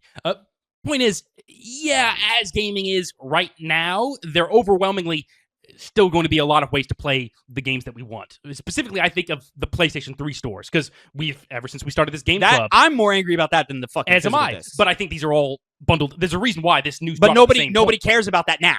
Now nobody cares, and I think it's because they hid it behind this physical disc thing, which they knew was going to cause more of an uproar because it affects more people. And that's the other thing of why people were focusing more on this than the Xbox story, because I'm in complete agreement. They were waiting for this story to drop because they want the focus off of them. There's a reason why they've now gone the longest amount of time they've ever in their entire history without anything coming from PlayStation. They've been completely dead silent since it dropped. Since they made those blog posts. It's been 4 days. Yeah, but that's the longest they've ever gone. And it's like, conveniently, at the same time, we're hearing longest this what's news ever drops. gone. What? Another blog post? They've gone more than a week without a blog post. I mean, like anything, like news at all. Like there's nothing from PlayStation at all. What are we Like, talking about? There's nothing on Twitter. There's nothing on blog posts. They're not saying anything since this came out. That's very viable, That's not especially a viable because then this thing. is all we've been talking about. This has been coming for a while. We knew before that PlayStation story even dropped that there was very likely going to happen something like the next week, and they know this more than we know it.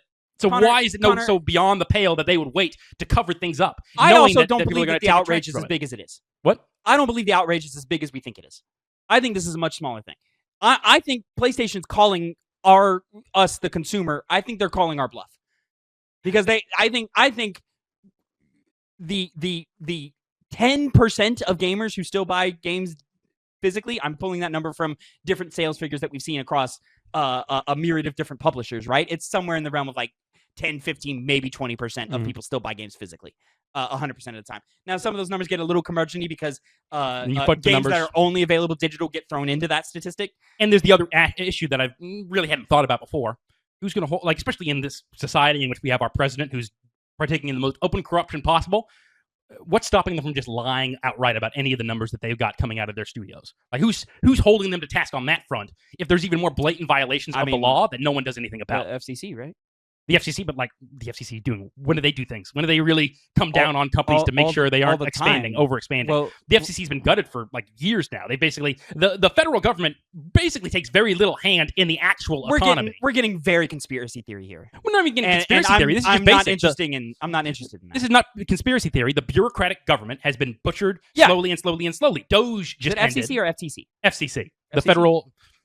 FTC is another thing though. FTC is Federal Drug, Food and Drug Control. Not the FTC. That's the No, that's commission. Like, and see, again, we don't know enough to be having this conversation, and this is another reason why it doesn't. But that's the issue, where it's just like it's up in the air where these numbers are exactly coming from, especially when you actively make decisions to try and limit physical release media. But like again, that's part of their plan. All of this, Connor, is just a bunch of like mass conspirator, and like these companies don't communicate with each other at that level. How do we know? How do you know? I don't know. But you're no. That's the difference between you and me. You're saying like, of course they don't collude, and I'm saying, well, we don't know that. And you're like, how do you know? You don't know either. And the point is that this news also drops a week after Sony GTA 5. This is Sony GTA being greedy. 6. This isn't a government conspiracy. I'm not talking. No. I'm sorry. I'm talking in the games industry, like a coordination of how things are laid out and how plans are made. So, for example, Xbox, right? They have to make these cuts. They have to announce them. Did PlayStation know about that? I feel like they had to. You and I knew about it. Yeah, and that's my point. So they definitely knew about it. Did they know GTA was going to come, one of the biggest new games that's going to change the industry for better or worse, one way or the other, is not going to have a physical copy of their game? And then barely a week, and then all of a sudden, hey, we're getting rid of physical editions. I think there's a lot more collusion among the industry than just it naturally coming about. And when you have that happen so simultaneously, it just makes me think, well, what are the real numbers? Because again, I saw these rumors being spread that like, oh, they do fudge their numbers. The Insomniac leaks prove it. It does not. There's no hardline evidence that this is actually what's going on, that they're fudging the numbers to make it seem like digital is much more of the bulk of their sales than it actually is. It could be. It could be not. It's believable either way, to be quite honest. I just don't know. And even to get back to point of like, they're not going to completely stranglehold your ability to play games. I don't know what they're going to do. You think not only PlayStation, you think Capcom, you think Square Enix, you think publishers, you think EA, you think all these major publishers are all working together to fudge the numbers to build a narrative that digital media is the overwhelming majority of people? Or in a Netflix streaming world, it's just more likely that most people just do things digitally? That is very likely. I mean, again, I'm not saying it's definitively collusion. Just a little bit of like Murphy's Law. I'm just saying, like, the most obvious thing is probably the thing. Some people would also say, do you really think a bunch of governments are coordinating to allow for a global sex pedophile ring to occur for years and years? I think that's way more likely than companies who are in active competition with each other. Far more likely. The facilitation of child sex rings is easier Israel than just and saying America are working together. Yes. Who's working together? What? Israel and America, but they are in league with each other. I mean, Epstein had connections to all of the agencies, all of the intelligence agencies, all across Europe, the United States, Israel as well. It just he had the greater connections. But these are all people who all work together. You know who doesn't work together? PlayStation and EA. I mean, they do in the sense of like when you're publishing on our platform, but of course. But like it's not. They're not going to work together in like, oh, we're going to do it. Like it just doesn't. doesn't work that And it's not way. even everybody. Like, I'm assuming PlayStation has no reason to coordinate with Capcom the same way they do Microsoft. It's not expansive. Every single person's in on the big conspiracy. All I'm saying is maybe the numbers that they give us, we, especially in the industry we're in, shouldn't just trust them at their word. They've given us no indication we should do that. They're clearly, again, going to the PlayStation store, trying to stifle I'm also people's not game trusting ownership. them at their word. I'm just not willing to go to the most awful, worst case scenario thing and say that's what's happening when it's just not happening And that's fair. yet. And if I'm wrong, then I'm wrong, and I will wear that. Okay, but it's not a matter of like, oh, I'm just giving them more humanity that you keep throwing on me. No, I'm not. I just don't believe it's as dire as you want it to believe because we don't fucking live in a Hollywood movie. This is real life. It's money. It's numbers. Real it's life business. has always been crazier than any kind of movie you can come up with. Any conceptual thing. Those are conceptual. Watch one Avengers movie. What are you talking about? Yeah, those are all conceptual, not real things that actually happen, which are crazier than a fake thing Watch being one created. Jason Bourne movie. Crazy. What do you mean? The things that are depicted in movies are a lot less crazy because they're movies. They're not real life. What happens in real life, there's some insane shit that happens, like a giant sex pedophile, sex pedophile ring. That's been in media forever. Yeah, is that a good thing or a bad thing? Because it maybe indicates that it's a I'm not saying it's not thing. happening. I'm just saying that let's be fucking realistic. I am being realistic. I'm opening up my options to not just immediately assuming the worst, but not assuming that's the best. It's a possible thing. So you were leaning on that being the thing that's happening. It's because because it's possible doesn't mean it's what's happening. Because the alternative is just to rely on things. They're not going to stifle games, people's ownership to games. They're not going to make it so bad. Oh, I should say from your wording, they're not going to just completely take away your ability to play. What was your exact wording again? I don't want to reword. They're not going to take away God of War Ragnarok. God of War Ragnarok, yeah, the big guys. People, of course, are going to raise a bigger stink, and it's going to lose them a lot more money. I'm talking about game catalog as a whole, though. Because again, this is why you should be more angry about the PlayStation 3 than a fucking physical disc. I am more angry at it. That's the issue. Because it's all about the same thing, though, which is it's preventing players from having choice. It even goes beyond just video games. It's just the state of our society in general. Yeah, I agree. You can't even go outside without flock cameras staring at you and recording you and making sure that if there's what camera? Those giant cameras that you've seen that have been propping up everywhere. They're just cameras. They track people's movement and whatnot. What are you talking about? Flock cameras? You know about that? That's the thing people have been destroying. Have you seen those videos of them sawing it down and people genuinely getting hit with lawsuits? Not even a it hasn't hit my anything. Oh shit. Well, how do you spell it?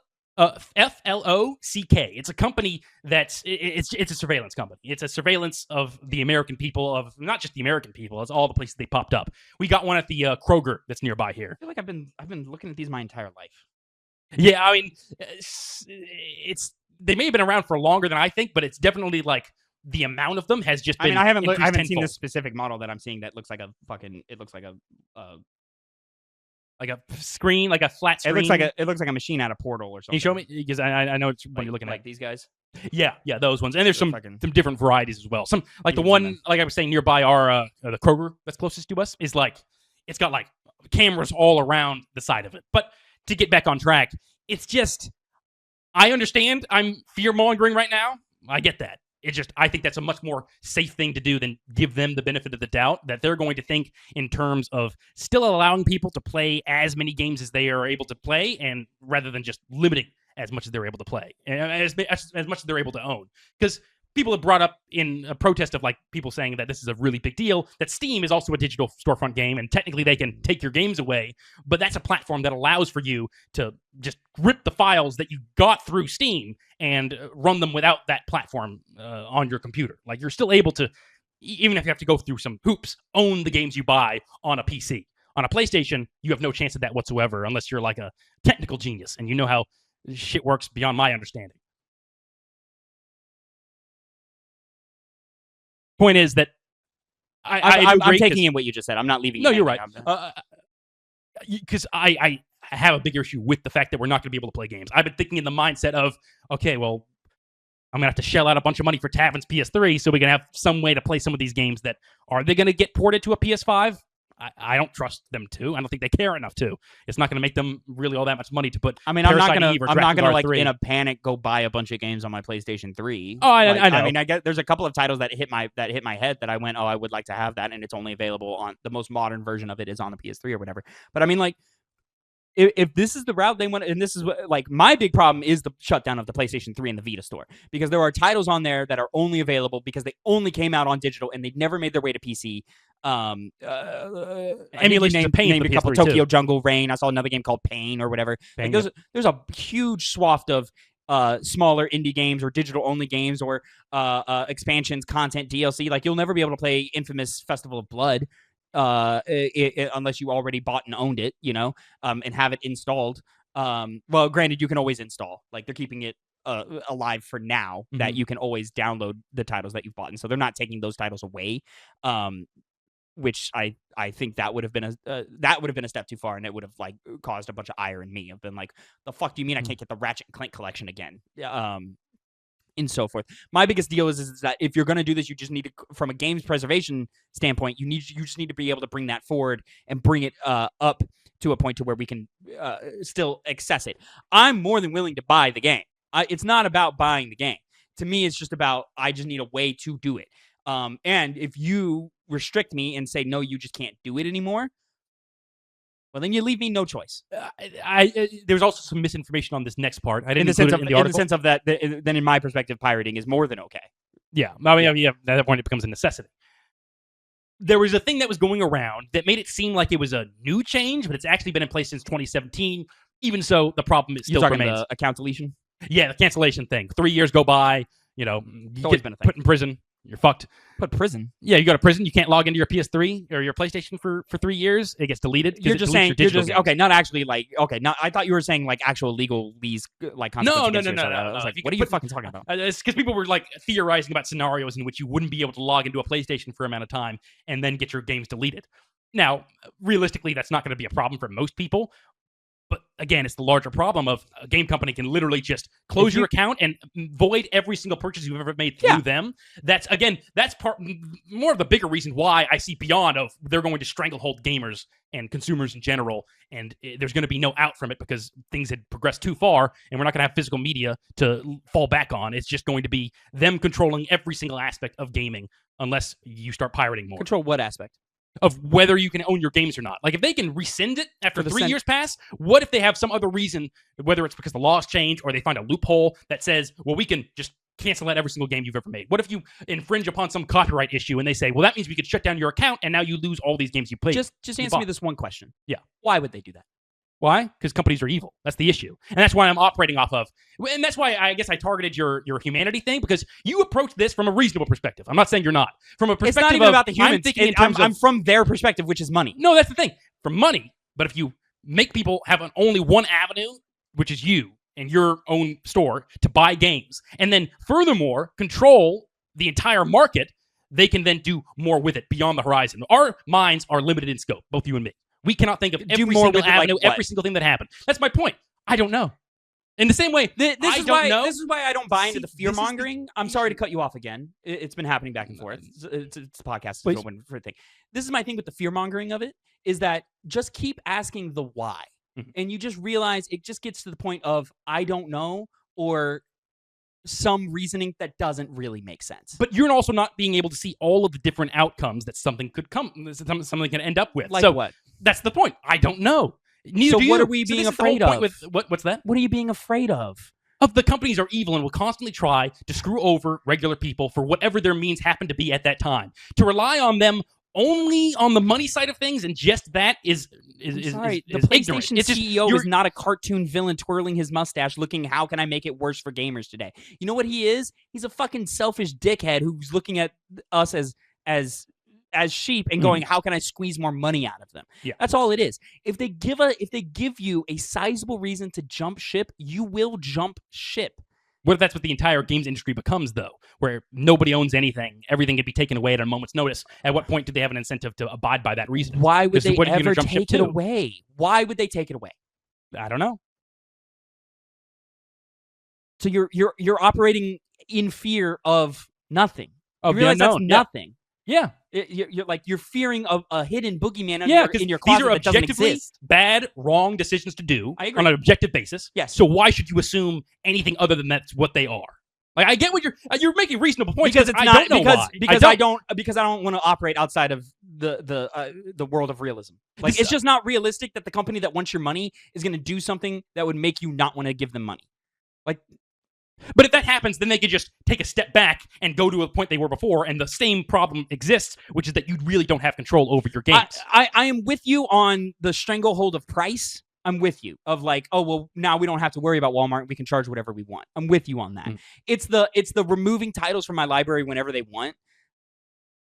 Why would they do that? Like, that doesn't benefit them. That hurts them. Because what if the game isn't a big deal? Like the ones that are being shut down on the PS3 store. What if they have a catalog of games that if you own that, you can still download that. What's that? If you own it, you can still download it. That's nice, but I shouldn't have to worry about having to buy every game that I would potentially want in case they get rid of it. I agree. And so, but if 0.001% of people are still operating and buying things on the PlayStation 3 store, like, I see why they're doing it. It's a business decision. They want to cut costs, and they're going to cut the PlayStation 3 costs. They tried to do it 5 years ago, And even then, I understood why they were trying to do it. It's just wrong. They shouldn't do it.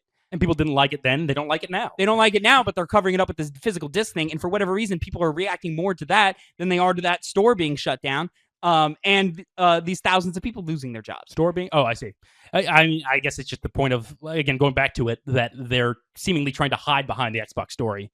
And I think people, even if it's not true, if people think that's the case, they're going to look at that as even being more nefarious. I don't even think it's about, I mean, maybe it is about hiding behind the Xbox story, but I don't believe it is, because otherwise they would have dropped it same day or the day before.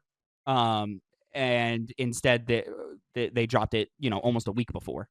I also think, like, that's not even what's, I think the PlayStation 3 store is getting shut down because they know that is, like, very wrong, because we're losing a bunch of lost art and medium that we're never going to get back, as opposed to a physical disc thing that affects us 2 years from now. Like, they're hiding behind the physical disc thing, which they don't care about the outrage. My belief is they don't care about this outrage. I don't believe it's true. I don't believe that the whole, like, Twitter thing, oh, man, they know they're in the wrong because that's why they're not posting on Twitter. No, they're just not posting on Twitter. It's not, like, that big of a deal. And even if it is the longest length, and maybe they are just waiting out the Twitter storm because they know Twitter's going to be mad about something next week. It's not just Twitter. I mean, every avenue of PlayStation, YouTube, Twitter, they haven't said anything. I mean, yeah, but, like, it's not like Sony as a whole is quiet. I saw, sure, every facet of Sony social media, like, fucking under the Spider-Man Brand New Day Twitter account, they were saying bring back the physical discs. And that's the point. Like, I mean, do you realize, like, hey, the person running the account isn't in charge of these decisions? No, of course. And, I think they know that. I the think message can be passed along, but they know what the message is. They know. Yeah, so it's a matter of, I see people saying that as a dogged determination to keep hounding them about it so they change their stance. And that is possible, in the same way, because I remember last week when we were talking about GTA, I had the thought on the consumer because I don't think GTA 6 is good for the industry. I don't like it. Sure. But I was thinking, well, doesn't matter what it's going to do to the industry. People are still going to buy it wholesale because consumers don't think in that way. And I've seen a way bigger reaction towards this story than, the physical, the lack of a physical for GTA 6 and the $80 price tag. I think it's been a building of things. And I think people can ignore one game. They can't ignore every game. Yeah, that's very understandable. Yeah. And I just hope that keeps up, so a change is made specifically because I could keep buying physical media for old consoles as much as I want. Even if the story was PS6 is still going to have a disc drive and third parties can do it, then yeah, sure. But PlayStation alone is not doing it. I don't even think that would create this thing. It's the fact that, like, the biggest console is just not going to have that option anymore, and like so, like, Kingdom Hearts 4 won't have a disc, or whatever past that won't have a disc. That's why everyone's outraged about it. I'm sorry, I cut you off. No, because you touched on a point I was going to mention. Because quick repeat. Something. It's not like, even if PlayStation first party studios didn't do it, it's in combination with the GTA 6. It was a building thing. People can ignore one game, not every game. Fucking scroll up. I'm sorry. God damn it. But yeah, I just think, to me, the physical disc thing, like, sucks, and I don't like it, and I think it's bad. It's bad business and is bad for consumers, right? But it's not as bad as people are saying it is, and I think the outrage to it is a little ridiculous. Just a little ridiculous. I'm not saying crazy ridiculous. We're not. It's not. Well, I'm sure there are death threats. Like, I don't think this is something to threaten death over somebody for, right? Like, it's just like, oh shit. Like, and if your perspective was, all right, I'm canceling my PS Plus, I'm not buying a PlayStation 6, and I'm going to another platform, whatever that platform is. That's totally fine. You brought up Steam's back-end things. I think 99% of people don't know how to do that. But it's an easy and lookup. you can learn. Sure, you can always learn. But I also think it's like, okay, if your argument is I want everything physical, Also to own things. That's what that more comes where down. are you gonna go? Nowhere really. If this goes nowhere really. That's my whole thing. Is like, and you can be like, oh well, that adds to the evilness of it. Is that they've all done this, and I'm like, well, yes, sure. It's also just the way technology has advanced and the way culture has changed and advanced. Like how one of the thing I think is, because again, this is indicative of the story as a whole, that they're taking the physical disc production and turning it towards AI production, which is overwhelmingly, I think, what they would be doing. I didn't see this. This is something that you wrote in your story here. Yeah, it was from the place where the factory is at. A publication there. It was a Swedish publication. Was the one who found that out and confirmed it. It was. But is it actually for the AI stuff, or is it for the head? Because you said it. No, it's for AI and like there's some other pieces of technology. It's just the most premier thing it's been being used for recently is the AI data centers, because they're having such a big expansion right now. So even though it's used for other things, the money is in the component for the AI data center. Like that's where they're going to make the big bucks from it. And I think that's very indicative of the story as a whole, that the same thing that's killing creativity is tied to the story of ending physical games. Well, and the second that they take the human out of their games, I don't buy their games. Speaking of human, Hideo Kojima, that was a very Hideo Kojima response. It was, but that was exactly what I would expect. He's a prophet, though, Tavin, so it's true. Huh? He's a prophet, so it's true. Yes, I've also been on this podcast saying streaming is the future. At some point, you're not going to download the game, you're going to stream the game. And yes, that'll be even easier to take away from you. But you know why they won't take it away from you? Because it's going to stop them having money.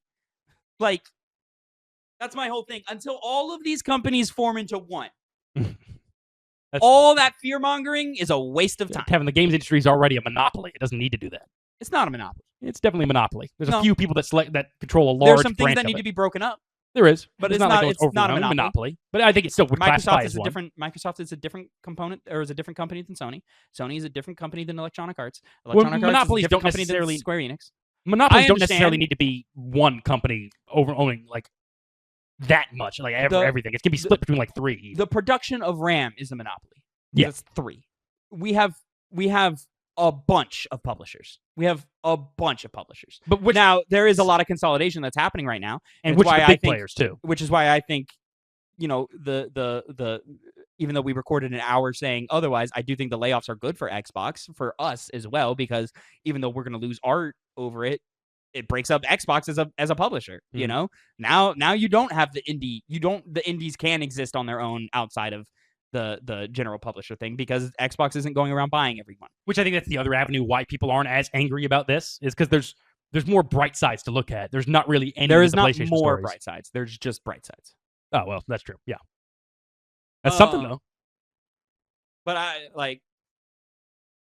all this outrage, I agree with you. You should be outraged. You should be upset. I hope you are. I'm upset, especially after they just pulled 200 digital licenses from your account, a potential 200 licenses. But also, who the fuck was buying Terminator 2 on the PlayStation Store? Somebody was, because I own Rogue One. But why do you have Rogue One? And you know what's funny? I bought it when I was a kid. Oh, okay. And you know what's funny? When I want to watch Rogue One, I don't even pull up my PlayStation, and I own it on there. You know what I pull up? Pull up fucking Disney Plus. But which, I understand is part of the problem, but it's also to point out the thing of as long as I have accessibility in some way, all of this outrage is it's a little silly. It's a little silly. It's just a little silly. But accessibility does get less and less, especially as prices go up. How is accessibility? I mean, but also at the same time, movies you can buy physically, music you can buy physically. Now, there's a quality reason why you would want to buy music physically. There's a quality reason as to why you want to buy movies physically. Games don't work that way. And why is that? Haven't worked that way in a long time. Because of the hard read.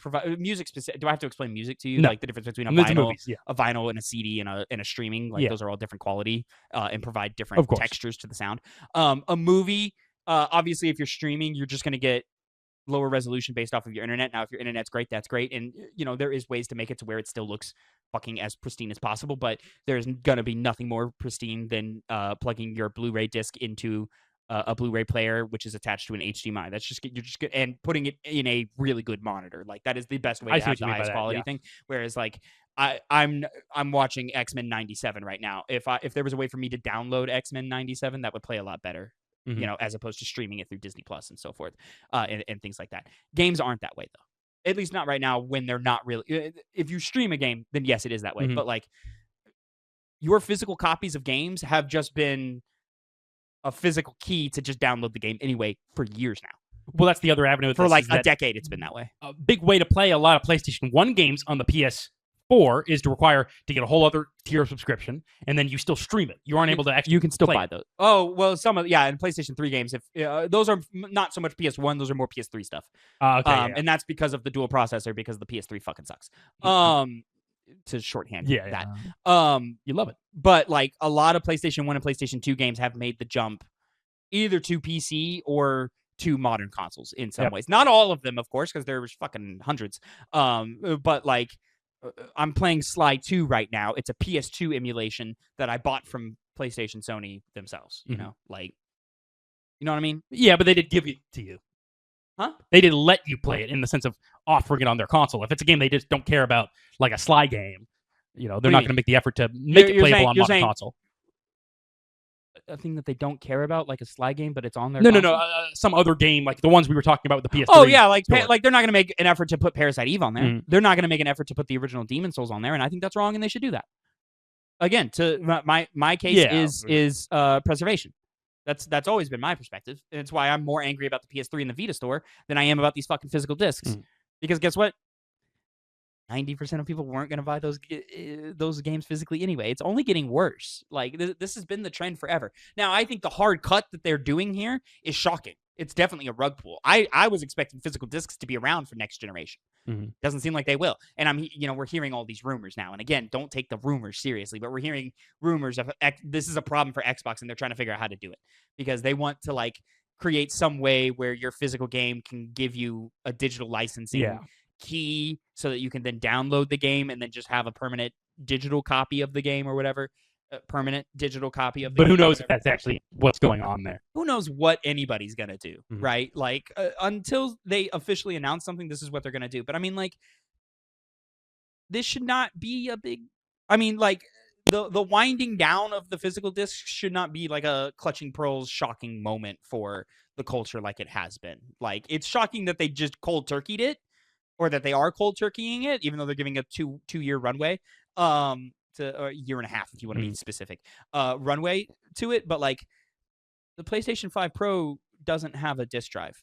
The base PlayStation 5 no longer has a disc drive. Which some people were bringing up the story now, which is not what had happened, but they were selling out of the disc drives. Maybe. No, wrong button. That's a mute. Selling out of the disc drives, but I then immediately ask, like they're selling out of the disc drives right now. Like sales spiked for the disc drive? No, it was too quick for it to happen. I mean, like back when it first released, it sold out, and they had to put things on like back order. I think it's a matter of they didn't prep.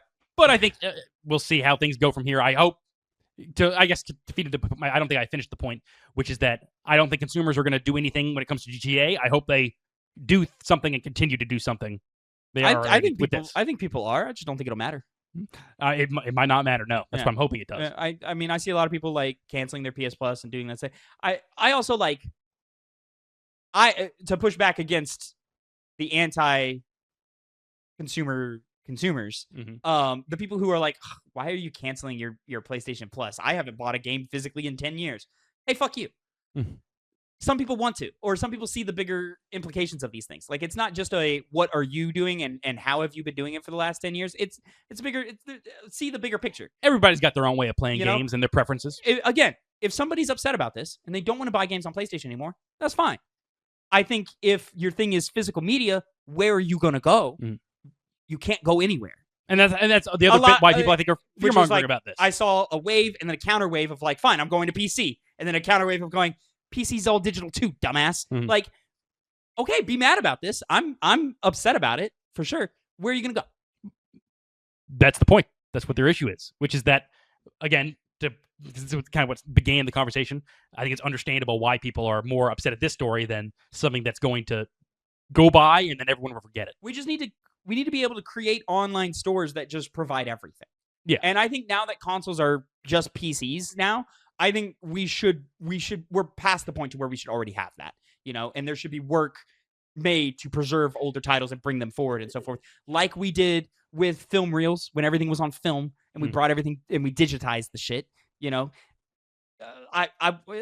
What 2-3 years ago? No, 2 years ago, maybe 2 years. No, maybe just like a year and a half ago. I watched a movie from like 1953. But I watched it through a streaming service. Like that should be happening to the Parasite Eves and the fucking Pac-Man and the Dark Souls and the Demon Souls.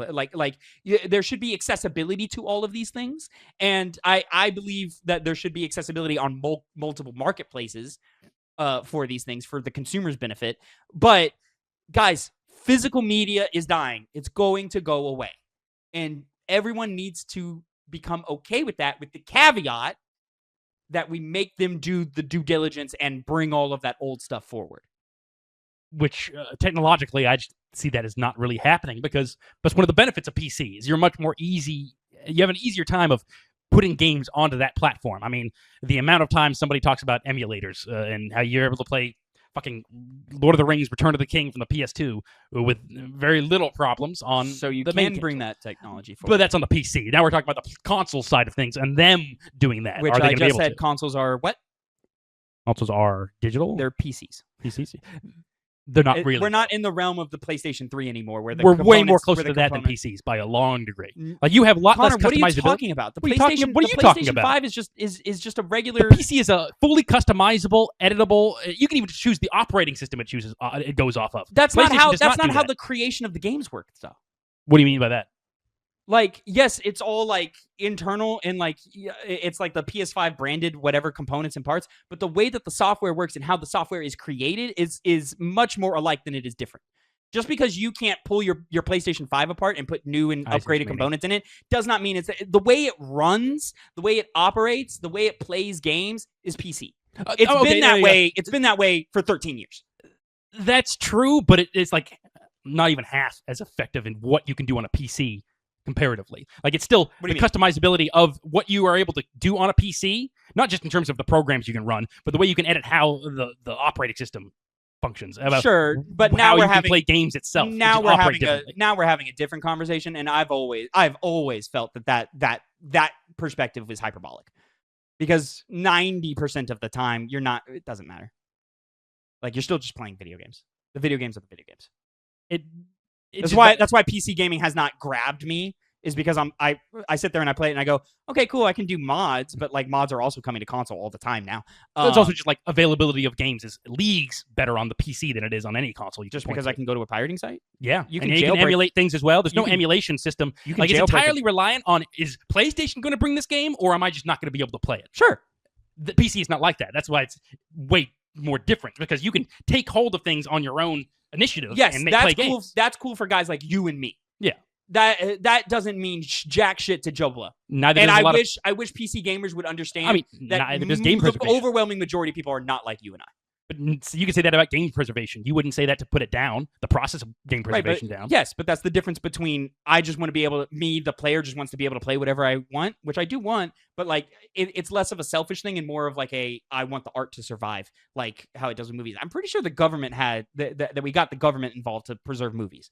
I'm pretty sure that's a thing. I'm pretty confident they did, but that's in large part because of course you know this, the film reels, they couldn't really store them safely, and they would burn up all the time, and they would degrade over time as well. So I could see that being a much more. I mean, same thing happened to N64 cartridges. The N64 cartridges are video games film reels, but movies are a lot more enjoyed across a broad spectrum of different types of people. Like old fucks are watching movies, so I think that makes a lot more sense. They would make the initiative to try and preserve it rather than games. I don't know if that's exactly a 1-to-1 ratio. I think video games are there. I think we are past the tipping point to where games are for everybody. I mean, because when you and I were kids, it wasn't guaranteed that there would be something to play a video game in the home. I think my nephew, there is a more likely chance than not that if he ever goes over to a friend's house, they've got something. They've got an Xbox. They've got a PlayStation. They've got a Switch. I guess the difference is old people dying out and then it being filled with people who have only known video games to exist rather than not exist. That's how this works. I think video game, like the average age of a gamer was 30 over 10 years ago. Mhm. You know, like we're there. The games are mainstream. We don't need to act like we're in our own little corner now, which is why I'm frustrated that we are not learning the lessons learned from film and music in terms of preservation. Like, and I 'Cause it doesn't understand make there's money. a little more hurdle here because games are trickier to produce and require more computer knowledge and so forth. But like, like we should be demanding that the government do something about this, which I think. Yeah, wow. Connor, I'm going to switch up the stories here. We're going to cut our third story. It doesn't What? matter. We're going to cut our third story. Hey, the Nintendo Switch 1, it doesn't exist. But Tavin, They're not selling the Switch 1 anymore. but Tavin, we're the 4 pennies Gamescast. Yeah, we have to have 4 stories. Listen, I'm sacrificing one of my pennies because we've been talking a long time about this. Hey, Nintendo Switch 1, you can't buy it anymore next year. They're stopping production on it. Why? Because it's really expensive Parts to make, expensive. and they don't want to keep making it. And this will probably delay the price increase of the Switch 2, or will make it to where the Switch 2's inevitable price increase is less drastic than what it could possibly be. I'm working in hypotheticals there. Who knows what Nintendo's doing? They We never can put their games do on this sales. last thing, and even though what's funny is I think the Switch 1 thing is a more important story, but it fed so well into it that we just got to go to this next one. So Connor, take it away with your second penny of the day, sir. Indeed. This is from BGC's Chris Scullion. Chris Scallion, as I call him in my head. No, you don't call him. Oh, in your head? Yes. In my head, yeah. Every single time. U.S. bill requiring paid games to be playable after they shut down has failed to pass a Senate vote. A U.S. bill designed to stop paid games being terminated and being made unplayable in the future has failed to pass a Senate vote.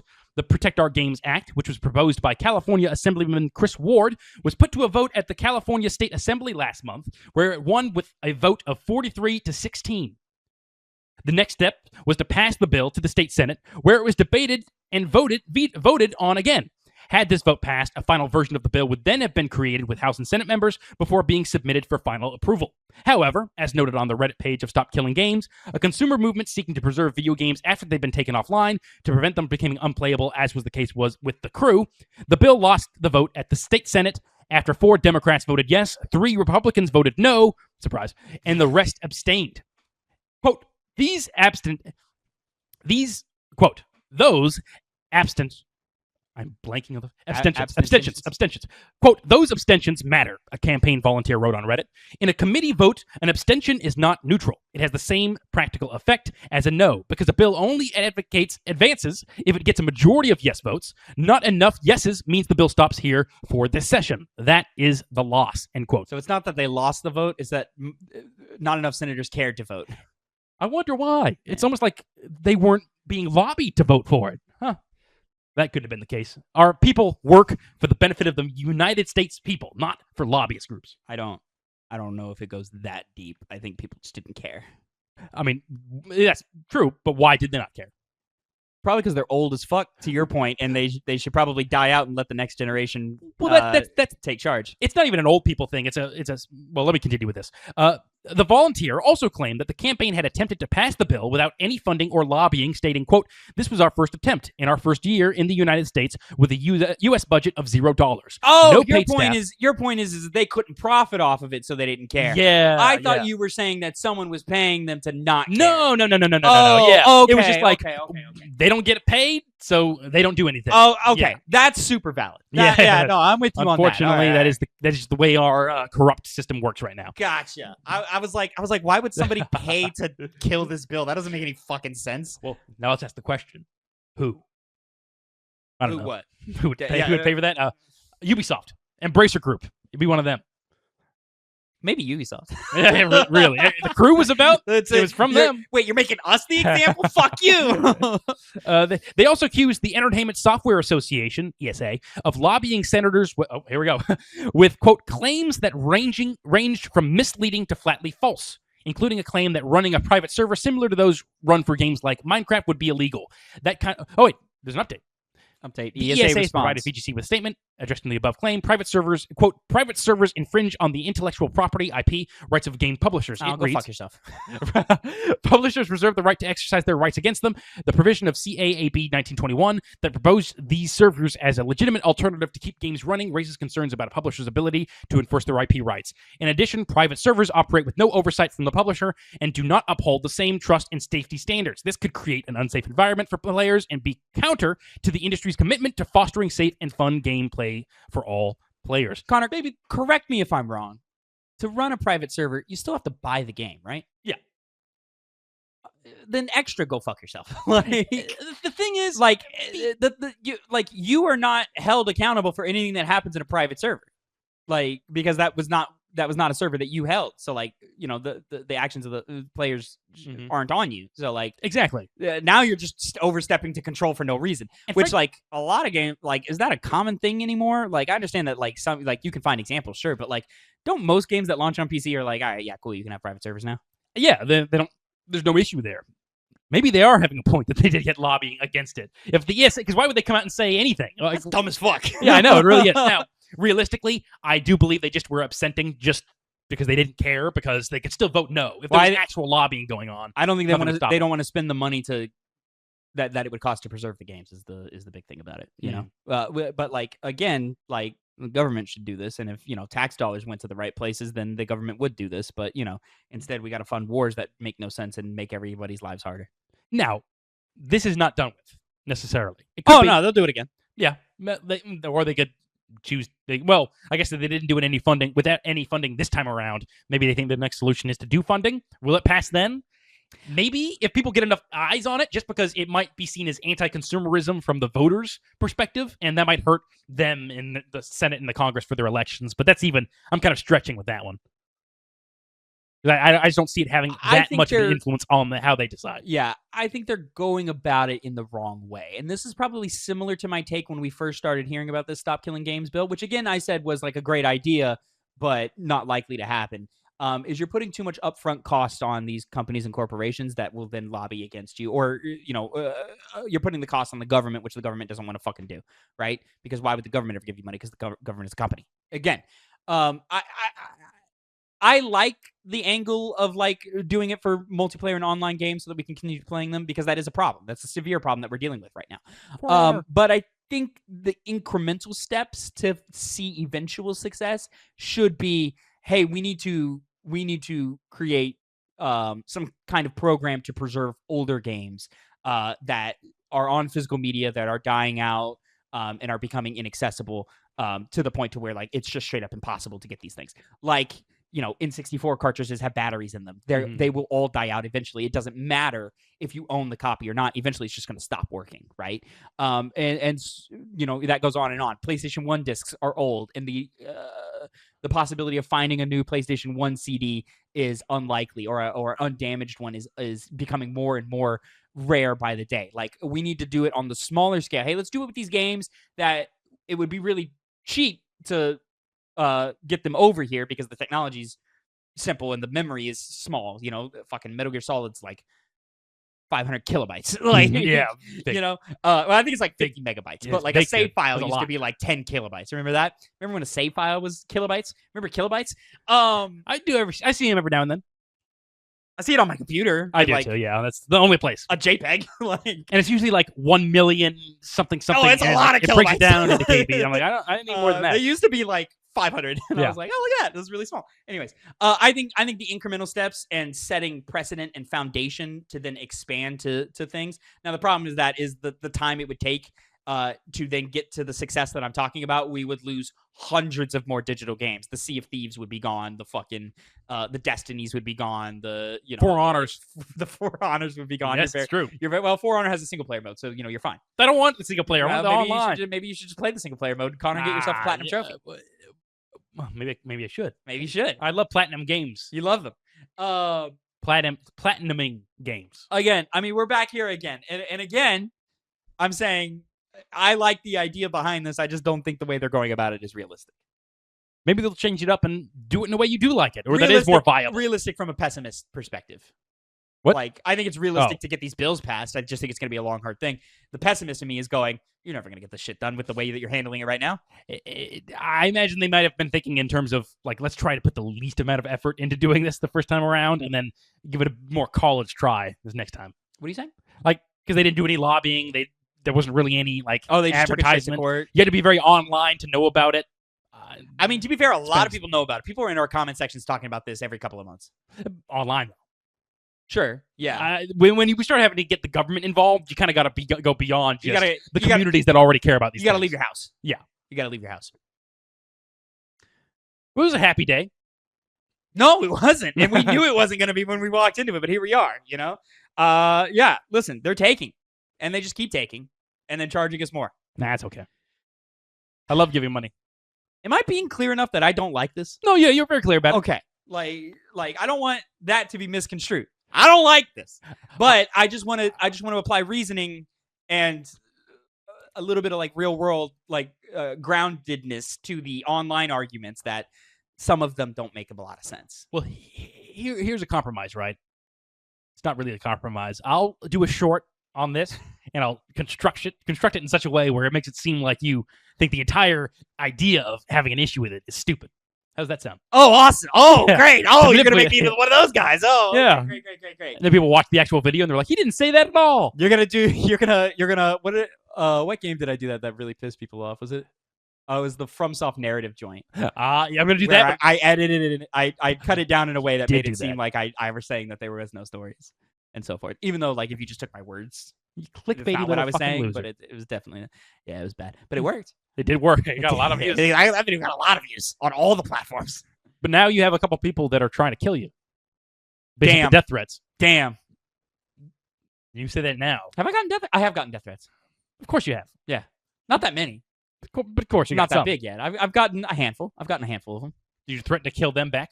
No. That seems like a good way to get my accounts blocked, and that would be counterproductive to what I'm doing. Say it like. And also, they're only saying these things because it's easy to say, and they're fucking weirdos. But so you be serious about it. Do it like watch The Goodfellas again, watch Sopranos, and then realize how you can say things without directly saying them to get around that point. I feel like I do that already. But not in terms of like saying you're going to kill somebody. I don't think you do it with that. Like seriously to random people. You do it to me. You can do it to me right now. I think you're thinking about it right now. I no joke. When we were talking about like the hypotheticals and being scared of like the most thing, and my point was, hey man, just because it's possible doesn't mean it's what's happening. In my head, one of the examples I wanted to pull was, hey man, just because it's possible that I'm plotting to kill you in your sleep doesn't mean that I'm actually doing it. Of course, because you wouldn't be able to because I locked my door. Cute. Mm-hmm. Cute. And then I remember the last time you're like, where's the hole? Where's the keyhole in this thing? And you couldn't do it. You couldn't even unscrew it. There's no screws, Tavin. There's no screws. You can't do it. Yeah, but I also know how heavy you sleep. I could cut through that door and you wouldn't know. No, you couldn't. Yeah. Do you know, like Find I'd be out. banging and yelling on your door. Do you know how many times I have to bang and yell on your door before you actually wake up? This last time was like once. Oh, today it was not much. Which, by the way, do I have to wake you up every week? Where my sleep is fucked up? Yeah. Your sleep is always fucked up. Well, You just don't. You're not responsible. You're it's not only going to bed. it's only fucked up in one scenario where I'm actually getting fucked up in a way Alright. where I cannot do anything All about it. right, we can make excuses all day, Connor. But I can only not make excuses for one of them. let's take some accountability here. Oh no, I am taking accountability. I'm saying I only don't have an excuse. I only have an excuse for one. This was a situational thing. I even told you yesterday, like I said last night. I said, "Hey man, make sure you get your rest because I need you at a certain time." And Yes. then we started coming up on that time, and you were nowhere near ready. Of course not, because I had my lack of sleep on Friday, and then again on Saturday, and then again on Sunday. I had a lot of catching up to do, Tavin. Wouldn't you believe it? You got the sleep that you needed, Ah, and it was one of your better performances. hey. So So why what are you happened? What happened last week? What happened last What week? happened the week before that? Drinking beforehand, staying up later. Yeah. What are the reasons, Tavin, are you thinking of? I mean, those are the reasons, but it all circles back to fucking go to bed. Like, you know you have to be up and be on. You know you have to perform. Fucking do the things that make it a good performance. What about like fun stuff? What about the fun stuff I do before the show? Ladies and gentlemen, this has been your episode of the Two Penny Gamescast, episode 307. Please drop your comments down below on all of the topics that we covered today. And we brushed by the Nintendo Switch 1. It's ending production. That sucks. Only 3 big news stories this week. Yeah, but like each news story was like 7 things. It was, yeah. Anyways, until next time, have a great time. Make sure you like, subscribe, and follow for more. And go check out the Parasite Eve review. It's one of our better reviews, even though it's not one of our well-known games. Until next time, have a great time. And Connor, say goodbye to the people. Tavin has swamp ass right now.